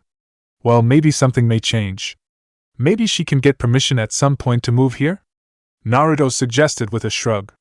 Pretty naive there, Naruto. The kunoichi mumbled as she turned her attention back to her seal. Her comment caused a frown to develop on Naruto's face. I'm idealistic, yeah, but naive. Just give it some time. Maybe Kusa will open up more to the idea if we improve our relations with them. If relations improve, that's a maybe. We'll see. Masakado replied with a shrug. For now, though, we'll just be keeping in contact with her through mail. And at the moment, your concern should actually be on perfecting that seal. Naruto nodded his head. He went to go pull out another sealing paper and go back to work on his seal. Just as he got his sealing paper out, however, the door to the room opened up. An ANBU operative with a mask that resembled a cat and purple hair entered the room. She bowed after entering the room. Excuse me for interrupting, Masakado-sama, but Sandaime-sama has a mission for Naruto. The ANBU reported. For me? Naruto blinked. The blonde shrugged. Alright then. Is this mission going to require him to be away from the village? Masakado questioned. Yes. She nodded her head. He will have time to report back after meeting with Sandaime-sama. God damn it. We were just getting back into the swings of practicing your Fuinjutsu. Masakado shook his head slightly before turning back to Naruto. You better keep practicing then. Try working on seals whenever you get any form of spare time. At least an hour or two each day. I gotcha. Naruto nodded in understanding. Already on another mission like that. Tayuya shook her head and let out a small chuckle. Whatever. See you soon, Naruto. Yes, see you soon, Masakado added. His lips twisted into a small smile. Take care, alright? Naruto returned the smile as he nodded his head, once again, in understanding. I'll be careful. Promise. I'll be back home as soon as I can be. With that statement, Naruto and the ANBU agent left the room. They then left the estate and hurried over to the Hokage's office. Ah, Naruto-kun, thank you for coming so quickly. Hiruzen greeted Naruto upon entering the room. The blonde smiled at the Hokage and waved at him. He then noticed the other people in the room, Haruno Sakura and Inuzuka Kiba, who was accompanied by his dog, Akamaru. Both genin looked over to Naruto as soon as he entered the room. The blonde smiled in recognition. Hey, Kiba! Sakura-chan! He greeted the two. Yo, Naruto! It's been a while. Kiba shouted, grinning upon seeing his former classmate. Akamaru barked in agreement with his partner. Naruto? Hi. Sakura greeted with a much less enthusiastic response. If anything, she seemed hesitant. The Uzumaki quickly noticed her reaction and frowned. While he had not spent a lot of time around Sakura recently, he definitely remembered her being a lot more confident. He couldn't recall the last time he had heard her stutter before. It was apparent to him that something was bothering her, and he was curious to figure out what. Naruto-kun, I was just informing both Sakura and Kiba about the mission. It's a follow-up to a previous mission they had, Hiruzen stated as he coughed slightly, drawing full attention to himself. They were previously involved in a mission in Nami no Kuni where they helped escort a bridge builder named Tsunade to his home to finish building a bridge. With the bridge built, Nami no Kuni now has a much easier time getting resources and has become a much safer, hospitable place to visit. The Hokage allowed a smile to develop on his face. The mission is a C-rank mission that Tsunade paid for, and it's simply delivering supplies to Nami no Kuni that he ordered to assist with development in his village. I already have the supplies gathered and placed in sealing scrolls to make the journey easier. The mission is to simply deliver them and collect the money from his family. This is going to be awesome, Kiba exclaimed as he pounded his hands together. Can't wait to go out and travel again. Also, I'm wondering how that squirt Inari is doing. Hope he's been taking care of himself and everyone there like he said he would. Inari? Naruto blinked in confusion. Tsunade-san's grandson, Sakura answered. He and Kiba became kinda close after they got into a big argument. You call it an argument, I call it just straightening up that brat's attitude. Admit it, Sakura. Inari was a little shit when we first met him. I like to think I helped him grow up a bit, Kiba replied, rubbing his nose slightly in pride. Akamaru barked in agreement. That sounds like Tsum, Hiruzen commented, chuckling slightly. I suppose? The Inuzuka shrugged. I'm my mom's son, after all. That you are, the Hokage chuckled again. His face then turned serious as he pulled out 3 scrolls. He got up from his spot at his desk and walked over to Naruto. This mission is simply a delivery mission and should not take long. The 3 of you should be on. As the Chunin on the team, Naruto will be acting as team leader. Both Sakura and Kiba frowned almost immediately. Naruto noticed their reactions and a frown developed on his face as well. He took the 3 scrolls from the Hokage before turning to address them. What? Do I not seem like a good leader or something? Naruto questioned. Nah, I'm sure you'll be fine. You're the Chunin, after all, Kiba replied with a shrug. Sakura and I were just talking before you got here though, and we kinda wish that Sasuke or Kakashi-sensei could be on the mission too. Nami no Kuni was kinda a weird mission for us, so I think it would have been pretty cool if they were here to see it again. As I said earlier, Kiba, both Sasuke and Kakashi are on missions. I already assigned them to different tasks before I even received the mission request from Tsunade. Hiruzen replied. I apologize that I potentially deprived a sentimental mission for your team, but that is why I got you and Sakura involved. I had assumed the 2 of you would want to get some closure from that mission and just see how the village is doing. No, you are right. We do. Sakura spoke up, letting a smile cross her lips as she bowed to the Hokage. And we appreciate it. I'm glad to hear. Hiruzen returned her smile. Anyway, your mission is now underway. You may leave whenever you are ready. Tsunade mentioned in his letter that he had no real rush, but I still would prefer you 3 getting there and returning as quickly as possible. Of course. Naruto spoke up. He then looked over at Sakura and Kiba and shrugged. So, let's try and leave in maybe an hour? Get all of your stuff together and say goodbyes to people. We'll meet up at the entrance to the village then and head out. Right. Sakura and Kiba said in unison. Akamaru barked, expressing his agreement as well. Within moments, Sakura, Kiba, and Akamaru left the room, hurrying off to get ready. Naruto and Hiruzen remained in the room. The Uzumaki stood still for a moment, blinking, while the Hokage looked at him in amusement. Huh. I actually just ordered people, and they followed through with them. Naruto mumbled to himself. It tends to happen when you have some degree of leadership. Hiruzen chuckled. You are aiming for Hokage one day still, right? You may need to get used to that. But you'll need to be a responsible leader. Right. The blonde nodded his head. He finally turned his attention back to the Hokage and smiled. Anyway, I need to get ready myself. See you later, old man. With those words, Naruto rushed out of the room. Hiruzen continued to chuckle as he watched the blonde leave. Prove that to me, Naruto. Be a good leader. The Hokage thought to himself. I would love to have just a few records of you being a good leader to justify promoting you quickly. After getting his supplies ready for the mission and saying goodbye to Hinata, Shikamaru, Enko, Dosu, and his family, Naruto remained still, waiting at the entrance to the village. He pulled out a map and briefly looked at it. His eyes focused on Nami no Kuni's location. Okay, this honestly isn't that far away. It's nowhere near as bad as Mizu no Kuni. Maybe it will take us 3 days to get there? Maybe 2 if we actually hurry. We are shinobi, so we don't have to slow our pace down for any escorts, he told himself. Once he was satisfied with his sense of direction, Naruto put the map away and remained still, waiting for his team to arrive. A few more minutes passed by before Sakura, Kiba, and Akamaru arrived on the scene. Hey! Naruto called out, greeting his teammates. Ready? Whenever you are. Sakura replied. Lead the way. Kiba nodded his head in agreement. He immediately snorted. That felt weird to say. Naruto started walking out of the village, with Kiba and Sakura following behind him. As they left the gate and began heading towards Nami no Kuni, Naruto turned his head back to the Inuzuka and gave him a curious look. What's weird to say? He questioned. Well, it's not really what I said. Just looking at you as my captain. Kiba admitted with a shrug. I mean, we were classmates after all. It feels like you shouldn't be much ahead of us. He then shook his head again. Then again, Sasuke's also ahead just like you, as is your whole team. Some of us other rookies need to step up our game.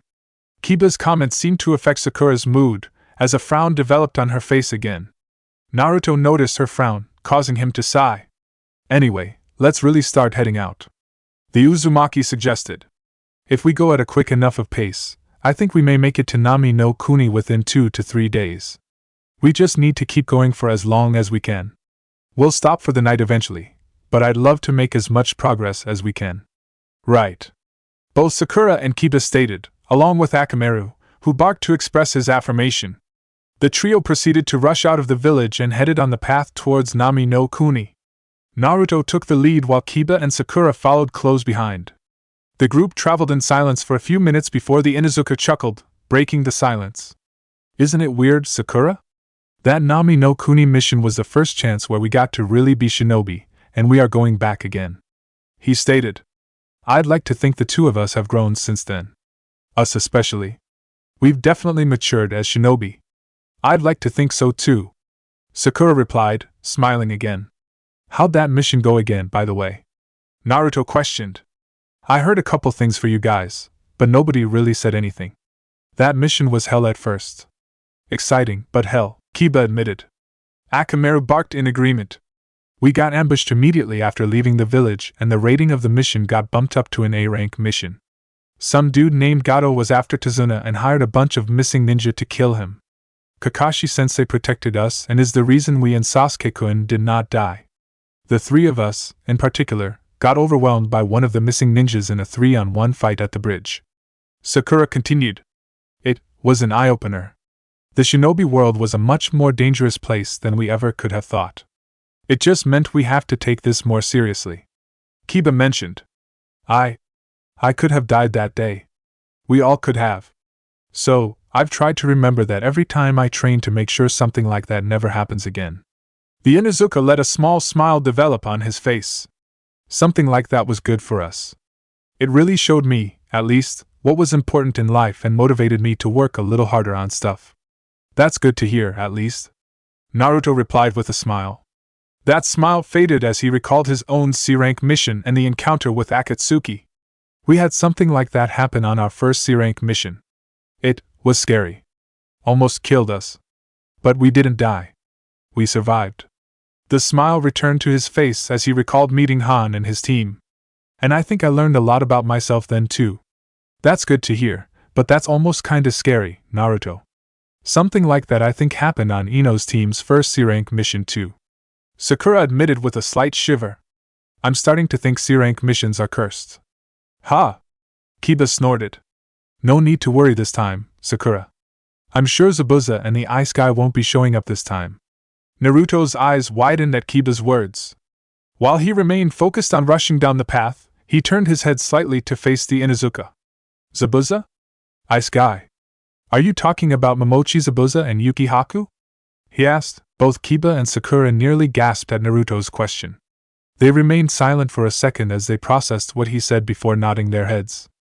Well, yeah, that's Zabuza, but how the hell do you have a name for the ice guy? Kiba questioned. None of us got to know him at all. Akamaru growled after Kiba's statement, suggesting that the dog was interested in getting an answer as well. I met them in Mizuno Kuni. Can't say I talked much to Zabuza ever, but Anko-sensei seemed to really like him.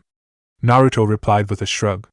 Haku was usually with him, and he had the ice-style Kekkei Genkai, so I just thought that might be who you two were talking about. He's actually a very cool dude if you get to know him. Mizuno Kuni? Oh yeah? Sakura mumbled as realization came to her. I forgot that you went on that mission. Kakashi-sensei was assigned to the Civil War mission as well. So you met Zabuza and Haku dash. Before she could fully finish her question, the kunoichi stopped herself as she gasped. Her eyes were now incredibly wide as she recalled another thing she had heard about the Mizuno Kuni mission. Wait, Naruto, you fought the Mizukage, right? That's what everyone has been saying. Even Kakashi-sensei said it. Realization dawned on Kiba's face. It was his turn to gape at the blonde in front of him. More than fight. Didn't you kill him? He questioned. Naruto, this time, unlike when Sasuke had talked to him, resisted the urge to frown. He reminded himself of what the Hokage had told him, don't act suspicious and take ownership of killing Yugura. As a result, he managed to nod his head in affirmation. I was acting as backup to Terumi Mei, who is now the Godame Mizukage, and another shinobi named Utakata, but yeah, I helped fight and kill the Yondaime Mizukage. He answered neutrally. Dude, that's just... Kiba shook his head. How tough are you, Naruto? That's unreal. Akamaru whined, expressing his surprise at the fact. Sakura, in turn, shook her head. Sasuke-kun couldn't do something like that. I wouldn't think anybody of our age and strength should be able to do it. But you managed to. She mumbled to herself, her frown returning and seemingly growing. I mean, I repeat myself, I had backup. Naruto admitted. There's not a chance I would have survived 2 minutes into that fight if Mei and Utakata weren't with me. Mei especially. I just managed to provide help when I could. Kiba shrugged in response. More than we could do, probably. Mom told me a few things about the Mizukage and I know it would be a big deal to actually kill that dude. He then let out a small chuckle. Shame it wasn't the Tsukage.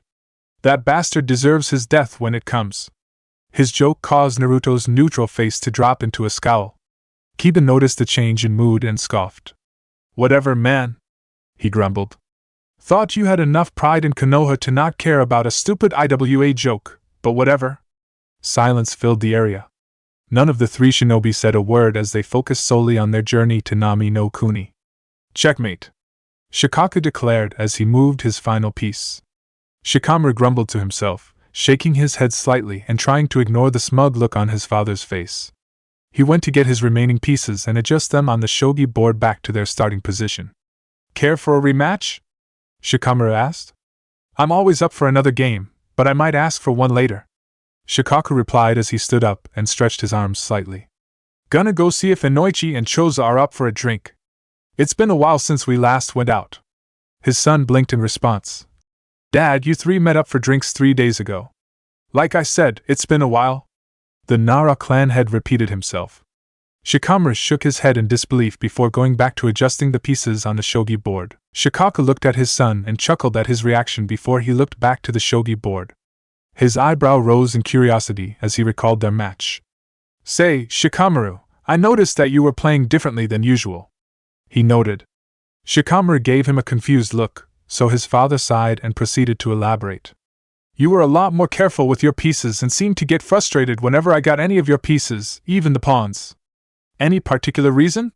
Shogi is used to help develop our strategies for future missions, his son said with a sigh.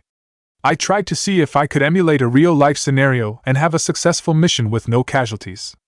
His response widened Shikaku's eyes. The man closed his eyes for a moment as his face fixed itself into a neutral expression. So you saw every piece as a potential casualty on a mission? Shikaku questioned. I presume you saw yourself as the king then? Nah, I'm not that important. I don't really know what I classify as myself as, Shikamaru answered. Then what was the king?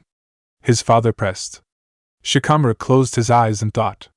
He had worked out this metaphor in his head based on his own experiences and previous discussions he had with his father, but he never finished it. He really didn't know what he would classify as the king. The mission was the first thing that came to Shikamaru's mind, and he nearly opened his mouth to answer that, but the thought rubbed him the wrong way. Was a mission alone really worth sending off shinobi to die for?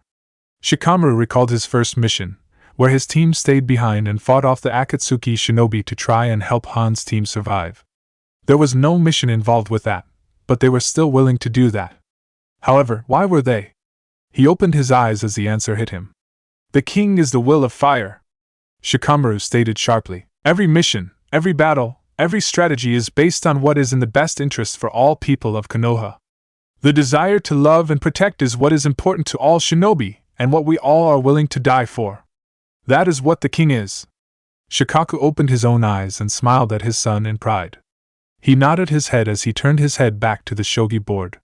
He walked over to it and placed his index finger on it. You're correct. The king is the will of fire. We are all the other pieces, and, regardless of if we are a gold general or a knight or a pawn, we all fight for that king. And that king is something we are willing to die for. And as such, it is alright to be a bit more reckless with your strategy. You can't be too cautious, Shikamaru. In certain missions, where our king is in danger, it is important to keep it alive. Without the will of fire, Konoha would cease to exist. The Nara clan head stated. His smile, however, seemed to grow. But you have the right idea, for the will of fire gives us the desire to protect each other. You work hard to keep casualties to a minimum, or even a complete zero if possible. You are thinking with the heart and mind of a true strategist of Konoha, Shikamaru, and I have no doubt your mind is going to be legendary one of these days. Shikamaru's eyes widened at his father's words and praise. Shikaku chuckled at his son's dumbfounded reaction as he walked away from the shogi board. He then made a hand gesture, urging Shikamaru to follow him. I was going to go out, but I think I'll save that for another day, he stated. Come on, Shikamaru. We can play another game later, but I think I have something I can show you that might do you more good in the long term. His father's words snapped Shikamaru out of his state. He stood up and walked over to his father's side. What do you want to work on? A jutsu that I was going to teach you a little bit later, but I think you definitely have the right mind and heart to use it right, Shikaka stated with a chuckle. It's about time I teach you the shadow sewing jutsu. That'll be all, Hiashi informed Hinata and Niji. Niji, you are dismissed. Hinata, if you don't mind, I'd like you to stay. I have something I wish to discuss with you. Niji and Hinata nodded their heads at the Hyuga clan head's request. Niji walked over to the door, bowed, before leaving the room. Hinata hurried to her father's side and looked at him expectantly. Yes, father? She questioned. Hinata, a thought has entered my head for a little over a week now, and I think you may be more of an expert on the subject, Hiashi informed her. I wish to hear what you think of the issue. Of course. Hinata nodded her head once again. What do you want to talk about? Since you and Uzumaki Naruto are officially a couple now, I have to ask you, have you spent time with the other Uzumaki in Konoha? Have you interacted much with Uzumaki Masakato? Her father asked. The question took Hinata aback. She closed her eyes and thought for a moment before shrugging her shoulders. I've met with Masakato-san a few times. He's relatively reclusive and our conversations are usually short. He also seems to have quite the temper and gets frustrated easily, she admitted. Despite her statement, a small smile developed on her face. However, he seems like a nice man and Naruto-kun has nothing but good things to say about him. He's very knowledgeable, especially on the topic of Fuinjutsu. She then gave her father a curious look. Why do you ask? I've only met Masakato-san twice. Once when we had first entered the village and the second time when the Hokage and the clan heads met with him to discuss his intentions in our village. Both meetings were in public, professional settings and he didn't seem to be in a particularly good mood during both, Hiashi explained. A small frown developed on his face. I'm trying to figure out how to approach him for a request and see if he is able to do it. What request? Hinata questioned. Hiashi said nothing for a moment. He closed his eyes before reopening them. His Byakugan activated. He focused around him and detected no presence nearby. The closest person was Niji, who was already far enough away that he would be unable to hear anything. Feeling satisfied, Hiashi deactivated his dojutsu before turning his attention back to Hinata. I want to see if he potentially would know how to redesign our clan's curse seal. He answered. What? Hinata nearly shouted. Redesign the curse seal? The thought had never even occurred to the Hyuga heiress. She knew something had to be done to her clan's traditions in regards to the branch family, but she was uncertain exactly what she was going to do. The ideas that seemed the most realistic to her was to either have the seal applied to all Hyuga, including those of the main branch, and force the discrimination between the main family towards the branch to come to an end, or to simply no longer allow the seal to be placed on branch family shinobi and designing some type of alternate method of keeping the Byakugan safe from outsiders. She had never considered anything else, let alone altering the cursed seal. What revisions were you thinking about, father? Hinata, after organizing her thoughts slightly, managed to ask. I think you should know what I would like removed, Hinata. Hiashi replied quickly. I'd like to remove the qualities of the seal that damage the person's brain cells when activated. The Hyuga clan head proceeded to shake his head. The seal was designed long ago, and the dual natures of the seal, to keep the Byakugan within the Hyuga and to control the branch family, are interconnected too much. I like the idea of the seal that prevents others from taking the Byakugan, and would want that applied to all Hyuga, including the main family, but I need to discover a way to remove the secondary effect. His eyes proceeded to narrow as he looked Hinata in the eyes. That is what I want to discuss with Masakato-san. As an Uzumaki shinobi, a former Uzukage at that, I assume he is somebody who could help me redesign the seal. A wide grin developed on Hinata's face. She immediately nodded her head in understanding and clapped her hands together. I believe Masakato-san would be able to assist with this, father. She informed him. Based off of everything Naruto-kun has said, he surely has the skill for such a task. I would hope so. I'll try and meet with him within the week. Hiashi sighed. His eyes then narrowed back on Hinata. If he can, however, I still need you to be strong, both you and Niji.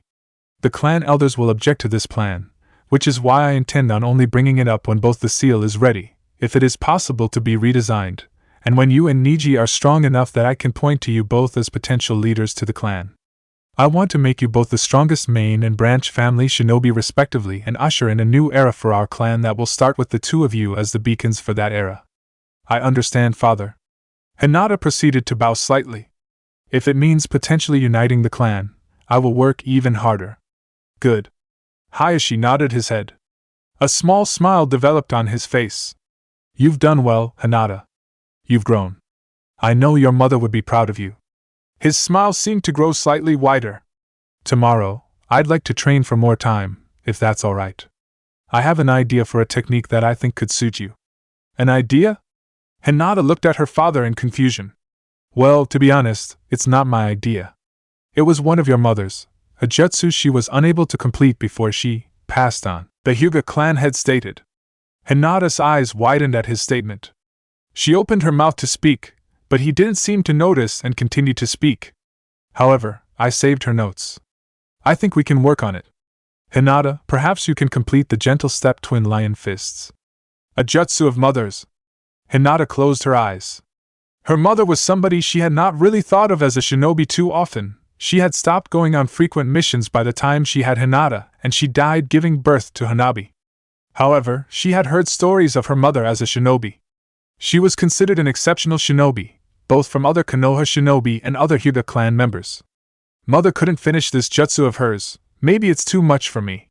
Maybe Hinata proceeded to shake her head. She opened her eyes slightly as they filled with determination. No, that's not how I can afford to think. Father needs me to be strong to help unite the clan. I can do it. I need to be strong. I can learn this jutsu. I'd like to try to learn it. Hinata vocalized her determination. Good. Hiashi smiled at his daughter. Training will begin at our usual time. Together, we'll finish your mother's technique. Naruto, Sakura, Kiba, and Akamaru had traveled for hours until the sun finally started to set. Naruto quickly rushed to a nearby tree and stopped moving, causing both Sakura and Kiba to stop moving as well. It'll get dark soon. Now's probably a good time to set up camp, the blonde said with a shrug. We'll pick up with the pace tomorrow. If we keep up at our pace, we should reach the bridge by tomorrow evening and get to Tsunade's village in Nami no Kuni maybe 2 days from now. If not, then we'll get there the next day. Sounds good to me. Kiba nodded his head in understanding. So you want us to camp here then? Akamaru and I can go get hunt for some food real quick. Once again, Naruto shrugged his shoulders. Go for it. The Inuzuka and his canine partner shared a look between each other before grins developed on their faces. Within seconds, the two were off back into the forest around the newly appointed campsite, looking for food. Naruto and Sakura were now alone. Do you want me to go get firewood or something? Sakura questioned. Naruto shook his head. He then made a singular hand sign. A poof of smoke filled the air and 6 shadow clones of Naruto were spawned in the area. Each clone shared a look with the original Naruto before they hurried off in separate directions. When they were gone, Naruto turned his attention back to Sakura, who was looking at him in surprise. I sent 2 of them off to go collect firewood. Naruto explained to her. 2 of the others are going to go see if they can find any good berries or something to go along with whatever crap Kiba brings back, while the last 2 are going to just patrol the area around us and make sure no other shinobi or any threats are nearby. Sakura nodded her head hesitantly in response. So, what are we going to do while we wait? You can do whatever you want. Train or something. Naruto offered as he took a seat by a tree. I'm going to do some practice myself. Sakura remained still as she watched Naruto pull out a few sheets of sealing paper and a pen. He then began drawing seals rapidly on the pieces of paper. The pink-haired kunoichi watched him finish one seal within 30 seconds before he quickly frowned, crumpled the sealing paper, and pulled out a new piece of paper. Naruto, what are you working on? She questioned. Fuinjutsu. He answered, still focusing on making the seal. Fuinjutsu? Sakura repeated his answer in surprise. Since when did you have an interest in that? Since I got more interested in being an Uzumaki. I'm good at it, and I want to get better. Naruto answered with a chuckle. He finished drawing the seal he had been working on and was now studying in closer detail, making sure it was perfect. I'm working on a seal right now that Masakatoji-san taught me that would help create a barrier of sorts when activated. I could use some more defensive techniques and make my jutsu arsenal a little bit more varied, you know? Yeah, I know. Sakura mumbled in response. The kunoichi looked downward slightly upon seeing Naruto work on his seals and hearing his response. He seemed incredibly passionate about his work, and based on his words, he was probably already very skilled in it. He was clearly somebody way above her league. Shadow clones, Fuinjutsu. I don't know why they said I was a better student than you. Sakura commented as she sat down, a frown developing on her face. I'm way behind all of you. Huh? Naruto looked up from his work and stared at the kunoichi in confusion. What's that supposed to mean? You're a Chunin Naruto. And a good one that apparently was able to kill the Mizukage, Sakura declared. Naruto frowned and opened his mouth to respond, but Sakura shook her head and continued to speak. God knows that you're going to be Jonin soon at your rate. And you're not the only one. Both of your teammates are Chunin as well. As is Sasuke-kun. People are also saying that Shino is guaranteed to be Chunin at the next Chunin exams, and Lord knows that Kiba is a better shinobi than I am. She closed her eyes, trying to resist the urge to tear up. I don't compare to any of you. Sometimes I wonder why I even bother trying. Sakura-chan, you tried because you are strong. You were one of the best shinobi at the academy of our grade, Naruto informed her. Can you even say that, Naruto? Sakura nearly scoffed in response, which caused Naruto's frown to deepen. You only just saw my grades and whatever we did in front of the class. I'm not whatever shinobi you think I am, Naruto. I'm probably not even the person you think I am. Naruto opened his mouth to respond, but he stopped himself as he processed her words and realized that she was right. Naruto really did not much about Sakura, as she did not much about him. The most interactions they ever had was when Sakura would get irritated at him for either asking her on a date, when he tried to one-up Sasuke, or whenever he was pulling a general prank. He never really talked much with her and figured out much about her. Why did I even like her in the first place? I never knew her to begin with. Naruto realized. His frown deepened as he continued to stare at the kunoichi. But I know she's not as bad as she says is. While Naruto couldn't recall precise interactions between himself and Sakura, he always remembered her getting praise from Irika and the other academy instructors. She was viewed as the brightest kunoichi of their class for good reason. An idea entered the Uzumaki's head and his frown was replaced with a small smile. He stood up and walked over to and held his hand out to her. Well, since we apparently didn't really get to know each other, let's start over. He told her cheerfully. I'm Uzumaki Naruto. Sakura looked back up at Naruto. She wiped at her eyes, getting rid of any tear strands that managed to come out. The girl was looking at him in confusion. Huh? She managed to ask. This is the part where you introduce yourself. The Chunin informed her. He waved his hand at her, urging her to shake his hand. Okay. She mumbled as she extended her hand and shook his hand. I'm Haruno Sakura. I was one of the dumbest guys to ever graduate from the academy. Naruto admitted with a chuckle. How about you? Sakura actually let out a small chuckle at Naruto's blunt answer. I was actually one of the brightest. Not like it did much for me now, but it's what I was. Hey, you never know? The blonde shrugged his shoulders. When I say I was one of the dumbest people at the academy, I meant it. I really was as bad as I was doing. But I finally made a few friends who saw potential in me and started training with them to get to their level and then to keep going further. The smile on Naruto's face seemed to grow a little wider. And if you want, I could be that friend for you? Huh? Sakura blinked in response. Well, Shikamaru and Hinata-chan really helped me become tougher. So if you really don't believe in yourself and want to grow stronger, maybe you and I can train together when we got some spare time. He reiterated. He then let go of his hand and gestured towards his sealing paper and pen. Like, I know you're a pretty focused person who likes to get everything perfect. Maybe you'd like to learn Fuinjutsu with me? 'Cause you might have the right mind to do good at it? Really? Sakura, once again, blinked in response. Me? You think so? Naruto nodded his head once again. And if you got anything for me, I'd love to try and learn. We could motivate each other to get better. Sakura said nothing for a few moments. Her face morphed into a neutral expression, as if she was contemplating what he was telling her. Me? A Fuinjutsu user? Sakura repeated the idea in her head. That'd be cool. But I don't know much about Fuinjutsu at all. I only know extremely brief stuff the academy went over. I'd have to do a lot of independent research if I even want to try and study it. But that's not a bad thing. She quickly told herself.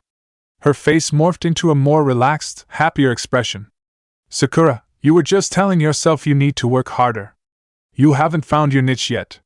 Maybe this is it. If you want to work with me, I'd love to. Sakura informed Naruto, still smiling.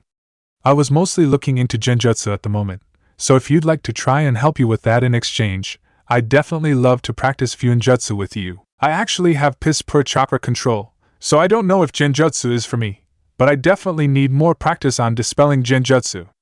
Naruto informed her with a chuckle.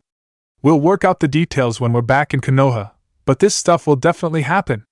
Heh. Sakura giggled in response at his positive attitude. It really was infectious. You're very nice, Naruto. I can see why Hinata was so into you back at the academy. Her comment caused Naruto to stop chuckling. A red blush developed on his face as he looked at the kunoichi in surprise. You knew about Hinata too? He questioned. Everyone knew. She wasn't very subtle. You were the only one unaware, I think. Sakura admitted with another giggle. Her face proceeded to light up as she recalled some more gossip she heard. By the way, I heard a juicy rumor from Ino not too long ago that you and Hinata are officially a thing. You two are dating, right? Yes. Naruto replied, his blush seemingly growing. Despite his blush, he was smiling. We are, yeah? Sakura's smile grew exponentially upon hearing his answer and seeing his reaction. That's great news! You two deserve each other. Conversation relaxed as Naruto and Sakura simply talked to each other. They talked more about what has developed in their lives since the academy. Their talks did not get too detailed, but it was refreshing. The two appeared to be on the first track to becoming friends. Around 20 minutes later, Kiba and Akamaru returned, holding the rewards of their hunt. The trio proceeded to cook and eat. Afterwards, they went to sleep, preparing for the next day and for the completion of their mission. For fuck's sake, Tsunade, my information better be right this time. Jiraiya grumbled to himself. The Sannin had left Konoha the day after his arrival back in the village at Hiruzen's request to retrieve his fellow teammate, Tsunade. He had assumed the task would be quite easy, he kept tabs on Tsunade regularly to simply check up on her and see if she was in trouble. He did not assume it would be difficult to track her down, and that he would be back in Konoha in no time with her so that Hiruzen could dump the responsibility of the Hokage's hat onto her, and he could be on his merry way. Unfortunately, it did not work out that way. Apparently, Tsunade had racked up more debt than usual since the last time he checked in on her, and she was currently fleeing debt collectors through Hai no Kuni. While it did not make her impossible to find, it meant Jiraiya was having to work much harder, traveling to villages for only a few minutes to find information about if Tsunade had been there and if so, which village she had been last seen traveling to. The last news Jiraiya had heard was that Tsunade had traveled to Tatsukawa, a remote village near the Ain no Kuni border. Upon arrival, he had received confirmation from a confidant of his that Tsunade was, indeed, in the village. It was only a matter of finding where in the village she was. Jiraiya roamed the city for hours, looking in every casino and gambler parlor he could find. Once it became evident that she was not present and had not been seen in any establishment, he started looking in bars. It took him 4 bars before he finally found what he had been searching for. Sitting at a bar stool and slightly slouched over the bar was Tsunade. The woman looked exactly as Jiraiya recalled. Her blonde hair was still stylized shoulder length. She wore her grass-green haori with the kanji for gamble on the back with a gray kimono underneath it, and a dark bluish-gray pants, and she had a glass of sake in her hands. Although her back was turned, Jiraiya could still tell she had her genjutsu activated to keep up her younger appearance. Sitting next to her was Shizen, her apprentice. She, on the other hand, looked very different from what he recalled. She looked older.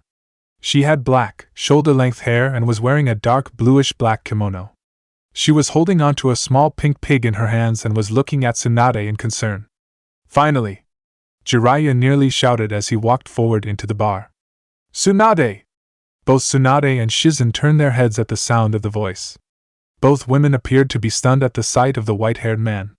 Jiraiya-sama! Shizen mumbled upon seeing the man. She quickly bowed and let an apprehensive smile develop on her face. It's nice to see you again! Unlike her apprentice, Tsunade did not immediately say anything to Jiraiya. She, instead, chugged the rest of her sake before slamming the glass down on the bar, nearly shattering it. Hey, another round! She shouted to the bartender. Don't charge her, though, Jiraiya requested as he took the seat on Tsunade's left side. I'll pay for her. The bartender nodded his head before pouring her another drink. Tsunade shook her head in frustration as she quickly took her new glass and took a sip. How gracious of you, Jiraiya, she commented, rolling her eyes slightly.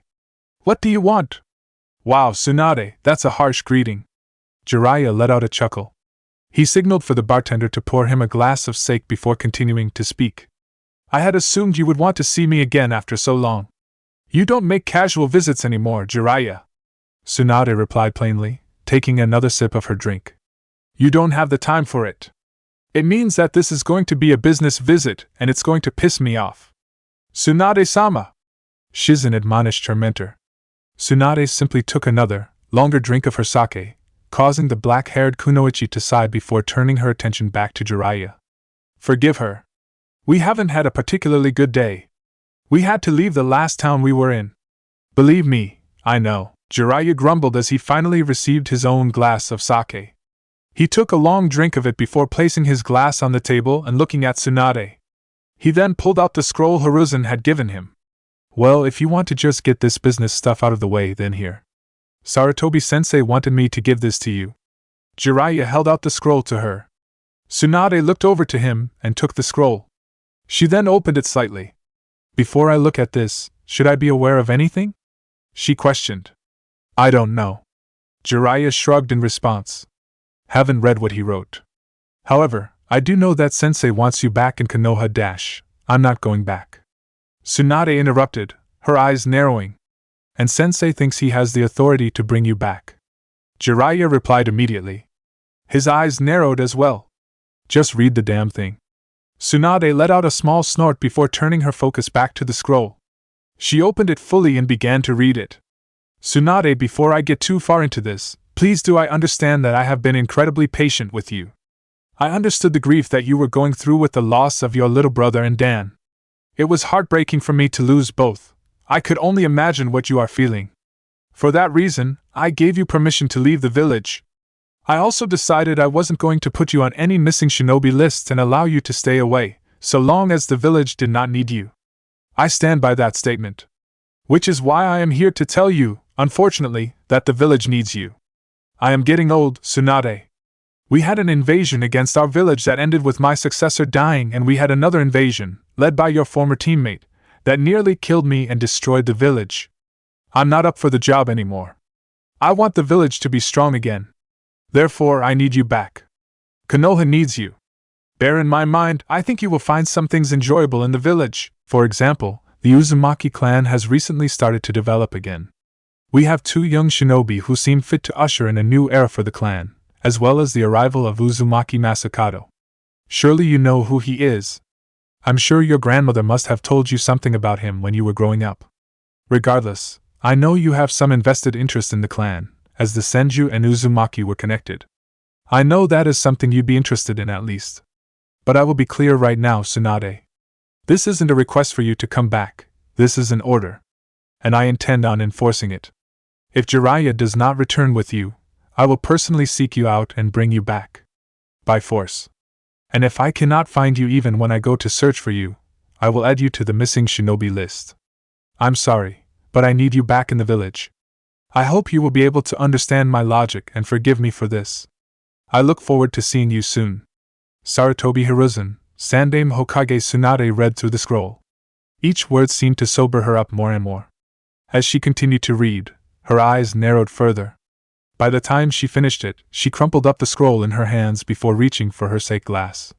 She chugged it all in one sitting before slamming her hand on the table, shattering the glass and frightening both Shizen and the other patrons of the restaurant. Her eyes then focused on the bartender. "Another glass?" she demanded. The bartender's eyes widened in fear before he quickly rushed over with another wine glass of sake. "Damn, Tsunade! No need to give him a heart attack!" Jiraiya scolded her with a chuckle. "This isn't something to laugh about, Jiraiya. Sarutobi-sensei is threatening me to come back," Tsunade hissed. She immediately began chugging on her sake glass. Upon finishing it, she placed her glass down, making sure not to smash this one. The bartender immediately rushed over and poured her more. "I assume you are going to come with me then, right?" Jiraiya questioned. "Do I even have a choice? I'm not stupid. I'm not going to risk having Sarutobi on my ass," Tsunade replied as she lifted the glass. "I have go back with you, I suppose?" Jiraiya was quick to notice that a small smile seemed to develop on Shizen's face upon hearing the news. While she did seem to always to respect Tsunade and her decisions, she seemed to also clearly miss her home village. Shizen already appeared excited and relieved about returning back to Konoha. "Well, we'll head out first thing tomorrow then," Jiraiya informed her. "God damn it," Tsunade grumbled as she chugged the next glass of sake. Upon finishing it, she turned her head to face her fellow Sannin. "That old bastard mentioned something about the Uzumaki clan coming back. That true?" A smile developed on Jiraiya's face. He took one more sip of his own glass before beginning to explain stories about Naruto, Hyuga, and Masakato to her. Naruto's prediction was correct. After 2 days of non-stop, quick travel, the team arrived in Nami no Kuni. After traveling over the newly constructed bridge, the trio walked into the first village of the country and looked around. The village resembled Konoha in the aftermath of the Suna/Oto invasion. Many buildings seemed to be under construction and a lot of people were going back and forth with various equipment. Despite the state of the area, the people walking on the streets appeared to be smiling. There was a positive attitude that seemed to cover the entire village. "This place has made a lot of progress, hasn't it, Kiba?" Sakura questioned cheerfully as she looked from place to place. Akamaru yipped quickly in agreement, causing Kiba to chuckle before nodding his head in agreement. "How bad was it here before the bridge was finished?" Naruto questioned. "Pretty bad," Kiba noted with a frown. "Bunch of Gato-S thugs ran around like they owned the place. The buildings looked even worse and no one appeared this happy." His frown then developed into a smile once again. "Good to see that people are finally able to get over him, though. That bastard's dead and Nami no Kuni can actually grow as a country again." Naruto nodded his head in understanding. Silence covered the group as they continued to walk forward through the village. Upon 30 minutes after arriving, they arrived at a wooden, 2-story house that was built on a wooden platform above the water. A grin developed on Kiba's face as he rushed ahead of his team. He ran to the front door of the building and knocked. A few seconds passed by before the door opened up. A young boy with spiky black hair and dark-colored eyes, dressed in a green jumpsuit over a yellow shirt and a blue and white striped hat, appeared and looked out and greeted Kiba. "Hello? Can I help dash?" The boy's words died on his tongue as he actually looked at the person standing in front of him. "Wait, Kiba?" Both Kiba and Akamaru snickered in response to the boy. Akamaru walked over to the boy and gave his foot an affectionate lick. "Been a while, hasn't it, Inari?" Kiba questioned. "How've you been, Squirt?" The boy Inari responded by rushing forward and giving Kiba a tight hug. The Konoha genin chuckled as he quickly bent down slightly to better return the hug. "It's great seeing you again," Inari exclaimed. Naruto and Sakura walked forward, arriving at the door. "They are close, huh?" Naruto noted. Sakura nodded her head, smiling in response. "Told you. It's actually kinda cute in my opinion." Just as Kiba and Inari stopped hugging each other, two more left the house and walked outside. The first was a woman with long blue hair that went to her upper back and the same dark-colored eyes as Inari. She wore a pink shirt with a red collar and had a long, blue skirt on. The other person was an older man with gray hair underneath his yellow pointed hat, a beard, and glasses. He wore a black sleeveless, V-neck shirt, an obi, and a pair of pants. He also had a white towel around his neck. "I was wondering who was at the door," the older man said with a chuckle. "Sakura, Kiba, it's good to see you both again. Where's the rest of your team?" "Hello again, Tsunade-san." Sakura greeted the man with a bow. She then turned her head to the woman next to him. "Hello, Tsunami-san. Sasuke and Kakashi are out on a different mission, which sucks," Kiba commented. He then pointed to Naruto. "Instead, we got stuck with this guy." Naruto shook his head, resisting the urge to frown at Kiba's dismissive introduction. He, instead, held out his hand and smiled at Tazuna. "The name's Naruto. Uzumaki Naruto. Nice to meet ya," he said. "Humph." Tazuna let a smile develop on his face as he shook his hand. "Nice to meet you too, Naruto. Judging by the fact that you're wearing the same jacket Kakashi was wearing when I met him, I take it you're the leader right now." "Yup."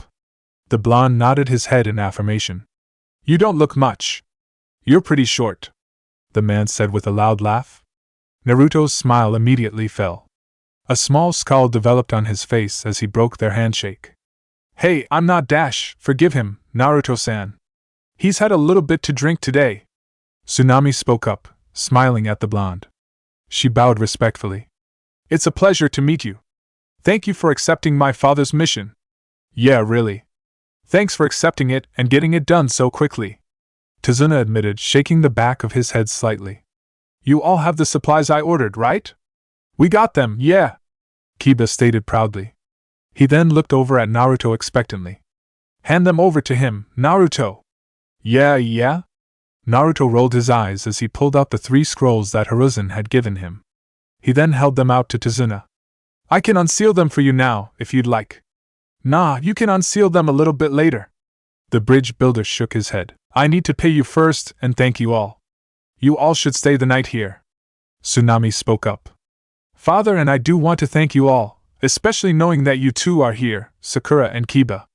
Nami no Kuni owes you all for what you have done. Everyone owes you guys so much that Grandpa ended up naming the bridge the Great Konoha Bridge." Inari spoke up with a snicker. Kiba and Sakura smiled at the boy's comment, looking visibly touched at the sentiment. Naruto, too, smiled and turned his back around. His eyes focused back on the bridge in the distance that they traveled to reach the country. "Tsunami's right, you all should stay the night here. I'll pay you all tomorrow after I treat you all to some good food and drinks," Tazuna stated with a loud, happy laugh. "That means Kiba and Akamaru and I can hang out today too," Inari stated happily. He then looked over at the Inuzuka and smiled. "Do you want to go fishing really quick? I found a nice spot that's super easy to catch stuff." "Lead the way, Squirt," Kiba replied with a grin. Within seconds, Inari ran off, away from the house. Kiba and Akamaru followed close behind. The group watched them leave before they turned their attention back to each other. "I'd like to hear more about everything that's changed since you all left. Would you like to talk more about that, Sakura?" Tsunami questioned the kunoichi. "I'd love to," Sakura replied with a smile as she walked forward. "You want to come in too?" Naruto, right? Tsunade questioned the blonde. Tsunade made some tea, so we all can drink it and talk and stuff. Naruto turned his head away from the bridge and focused back on Tsunade. A small smile developed on his face. I'd like that, yeah, but do you mind if I take a quick walk around the village? He asked. I kinda want to just see the place here. Do whatever you want, kid, Tsunade replied. You're the one who did me a favor. The door is always open when you get back. Just knock. The Uzumaki nodded his head in understanding. The group proceeded to separate, as Sakura, Tsunade, and Tsunade entered the house while Naruto began his walk around the village. It's really nice here, the Uzumaki told himself. Naruto's walk had gone on for nearly an hour. He had no clear destination in mind, he just simply walked through the village. He passed new buildings that were under construction with each street. Each person he walked by seemed to beam at him, waving cheerfully and wishing him a good day. The people here are so nice. I don't think I've ever seen a happier place. Not even the people of Konoha are this nice to me, he realized. A small smile developed on his face as he recalled the stories Kiba and Sakura had told him about Nami no Kuni. They're clearly a strong group of people. They've already gained their strength back after that Gato guy and seem like they're on the path to making their country great again. Excuse me, Konoha shinobi? Naruto was pulled from his thoughts by a woman's voice. He turned his head and noticed a woman, long, curly black hair and icy blue eyes, approaching him. She wore a long blue dress with a black ribbon tied across her waist. The thing that stood out to Naruto, though, was the gentle expression on her face. He quickly smiled back at her and walked towards her. Hi, how can I help you? Naruto greeted her. I just wanted to ask you a question, if that's okay. The woman questioned. Naruto nodded his head, which prompted her to continue. I've heard rumors from passing merchants that the civil war in Mizu no Kuni is over and that Hyuga is dead. Are they true? Her question took Naruto by surprise. While he was uncertain what a Nami no Kuni resident would want to ask him, he wasn't expecting something relating back to the civil war in Kirigakure. Like he had been practicing, he resisted the urge to frown. The war's over, yeah? Hyuga is dead. Terumi Mei is now the Godame Mizukage. Terumi, as in the Terumi clan? The woman questioned. Before Naruto could confirm her answer, a smile developed on her face as she started to speak again. Perhaps things maybe will change for the better, with a woman with a Kekkai Genkai as the head of the village. Were you from Mizu no Kuni? Naruto asked.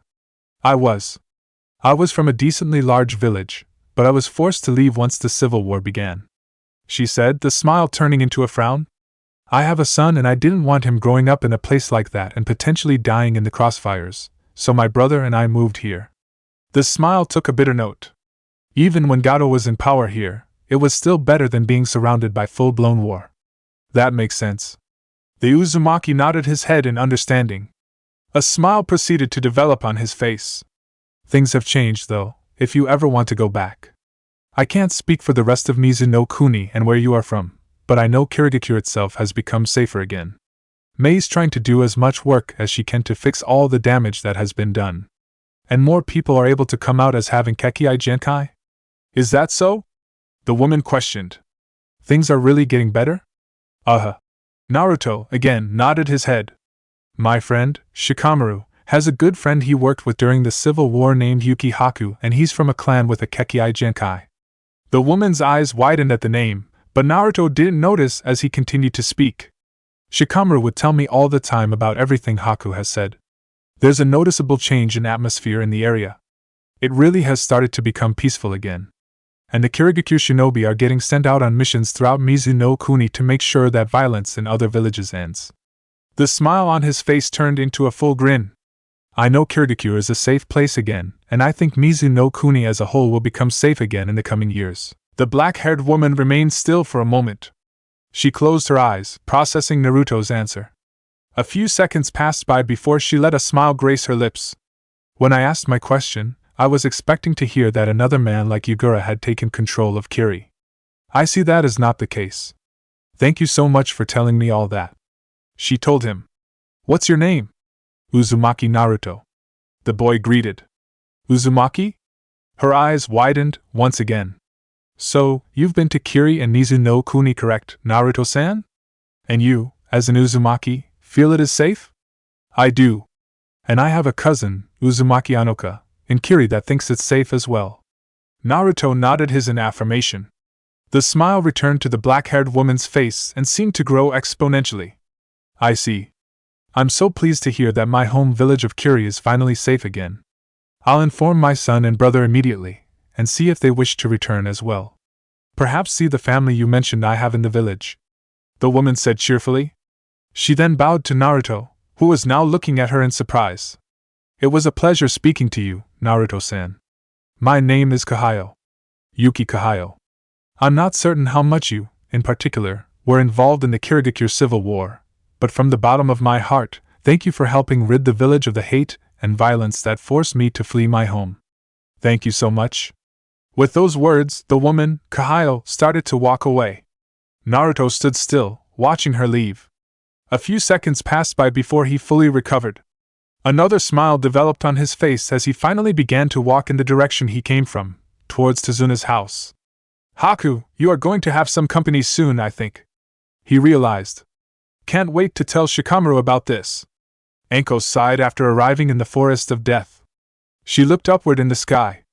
Despite the fact that the trees covered the area, preventing her from seeing the sky fully, she could see traces of the sunset. She remained stationary, looking upward for a moment before she turned her attention to her hands. She quickly bit her thumb and ran through a series of hand signs before slamming her hand on the ground. Summoning Jutsu! A poof of smoke filled the area. A large, purple snake with black scales and green eyes appeared once the smoke dissipated. The snake towered over all of the trees around her. Despite her size, the snake appeared to have wrinkles over her scales. She looked around the area for a few moments before directing her attention to Anko. It's been a while, Anko-chan. The snake spoke respectfully. I haven't seen you since you signed our fair contract. You've grown. It has been a while, Mamushi-sama. Anko greeted the snake politely with a small smile. My apologies for that. Orochimaru and I had a falling out, to put it as simply as possible with no profanity, so I haven't really been as proactive with meeting with members of your family. After all, Manda hates me. I'm glad you remember my rules and are trying to make an effort for me. No profanity. It's undignified.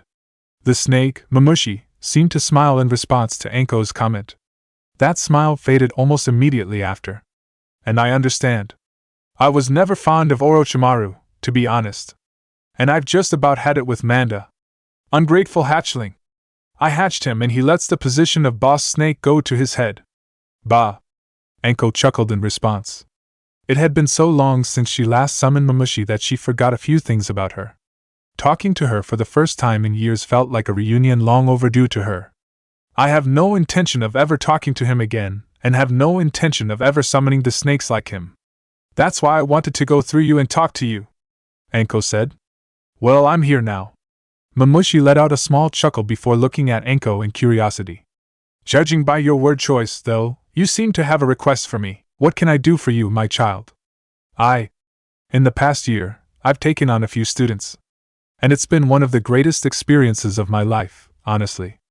Anko admitted, a smile on her face. They're progressing so far at such a fast rate. I don't even think they really need me anymore. But I think have something I'd like to pass down to at least one of them. Oh. I see where this is going. The elderly snake continued to chuckle. You want my permission to let them sign the snake summoning contract, yes? Not all of them. The Konoha Jonin shook her head.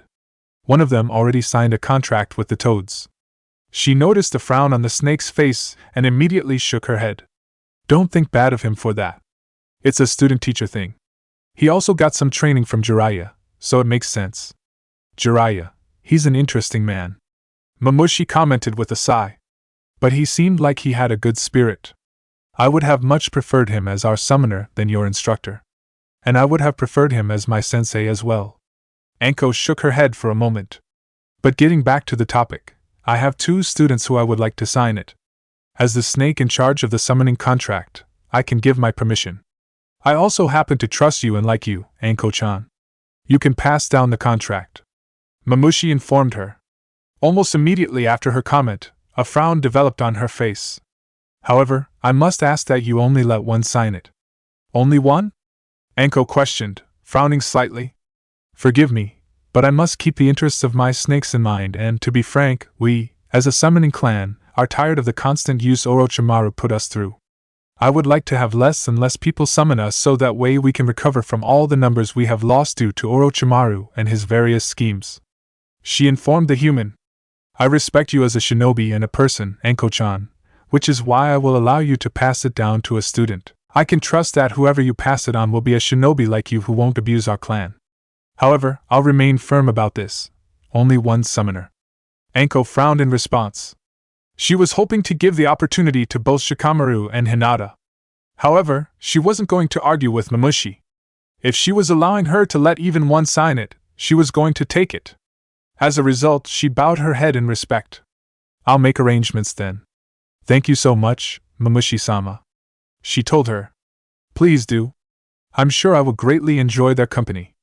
Mamushi replied with a laugh. The two said their farewells before Mamushi dissipated, returning back to her home. With her business finished, Anko started to leave the forest of death. Her mind focused on the conversation she just had with the elderly snake and the decision she was going to have to make. Who would be better suited for the snakes, Shikamaru or Hinata? She wondered. Within seconds, Mamushi returned back to Ryuchi Cave. She slithered through the cave, recalling her conversation with Anko. I'll make arrangements right away and get this approved by the sage. It may be nice to have new blood, she informed herself. Mamushi-sama? Is that you?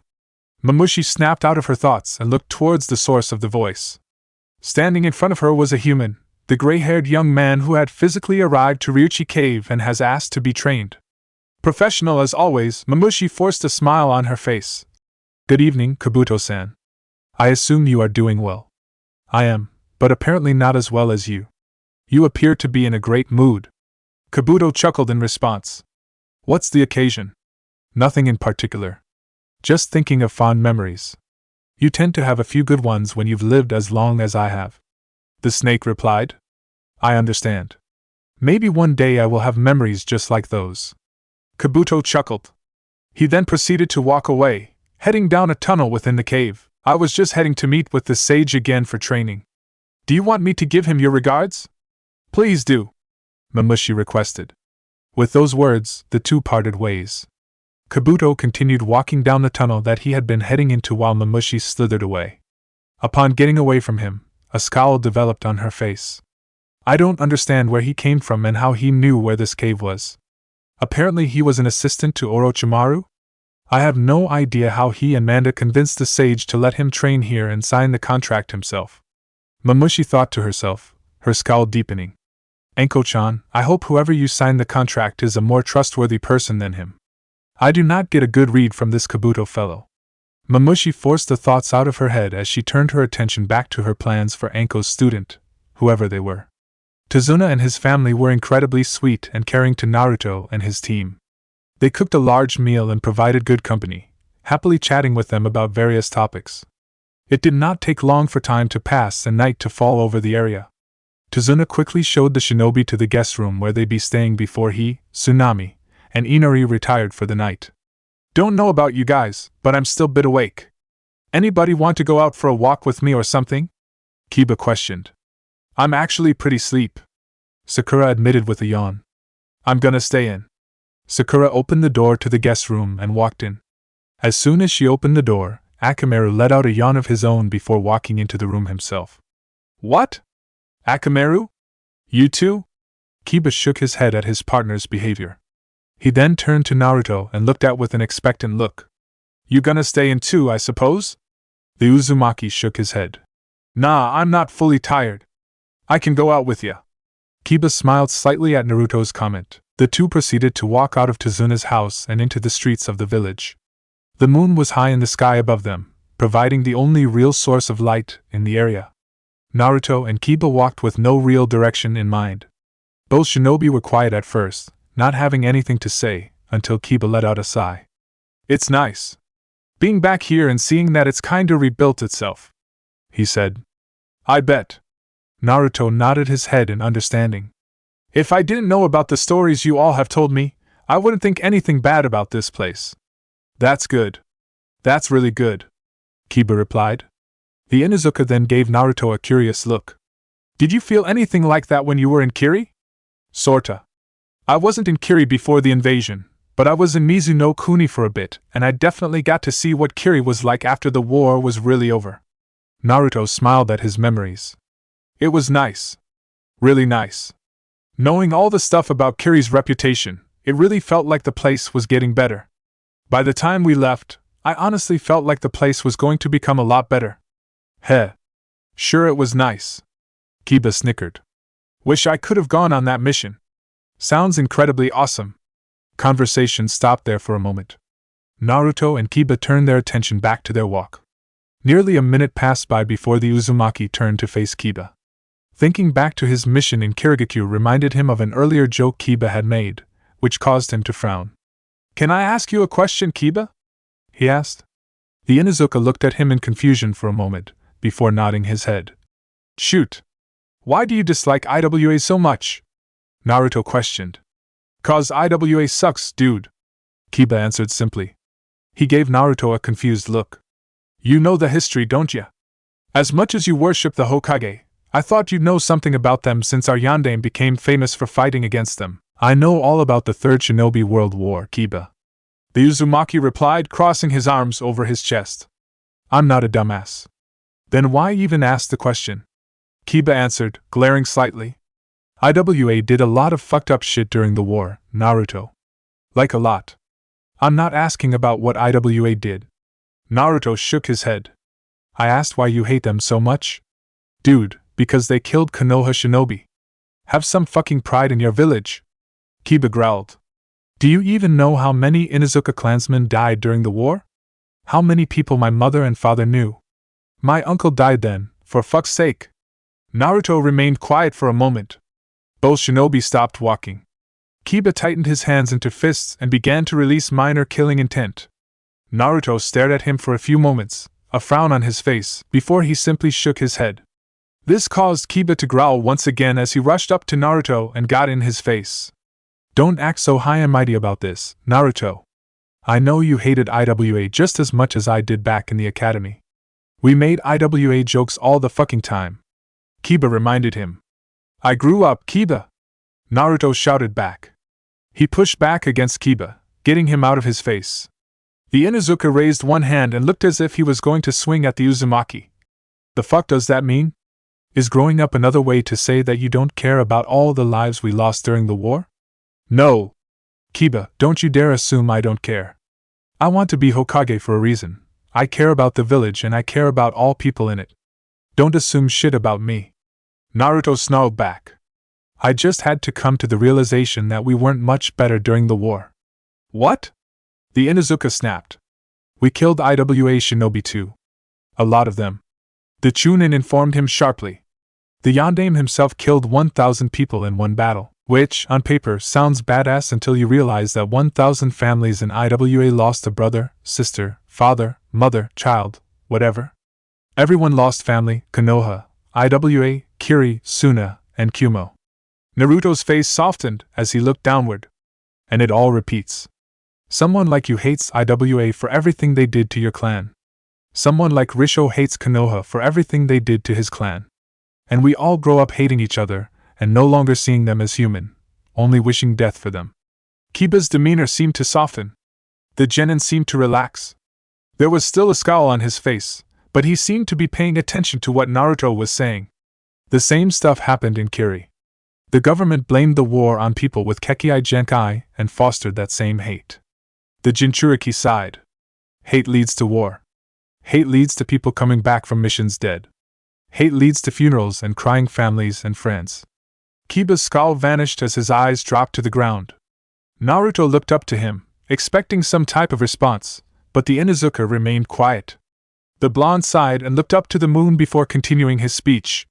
The more I think about this stuff, the more it makes me want to be Hokage. That's the kind of thing I want to prevent, you know? Naruto mentioned, looking over to Kiba. The genin still did not reply, causing Naruto to continue. I want to do my part to make it not only a safe place for Konoha, but all the world. I want to make alliances and negotiate, and just make sure that war doesn't happen. I want to make sure that no needless hate and death happen. That'll take a miracle, Naruto. Kiba replied, finally looking up to face Naruto with a neutral expression on his face. Then I'll make one happen, damn it.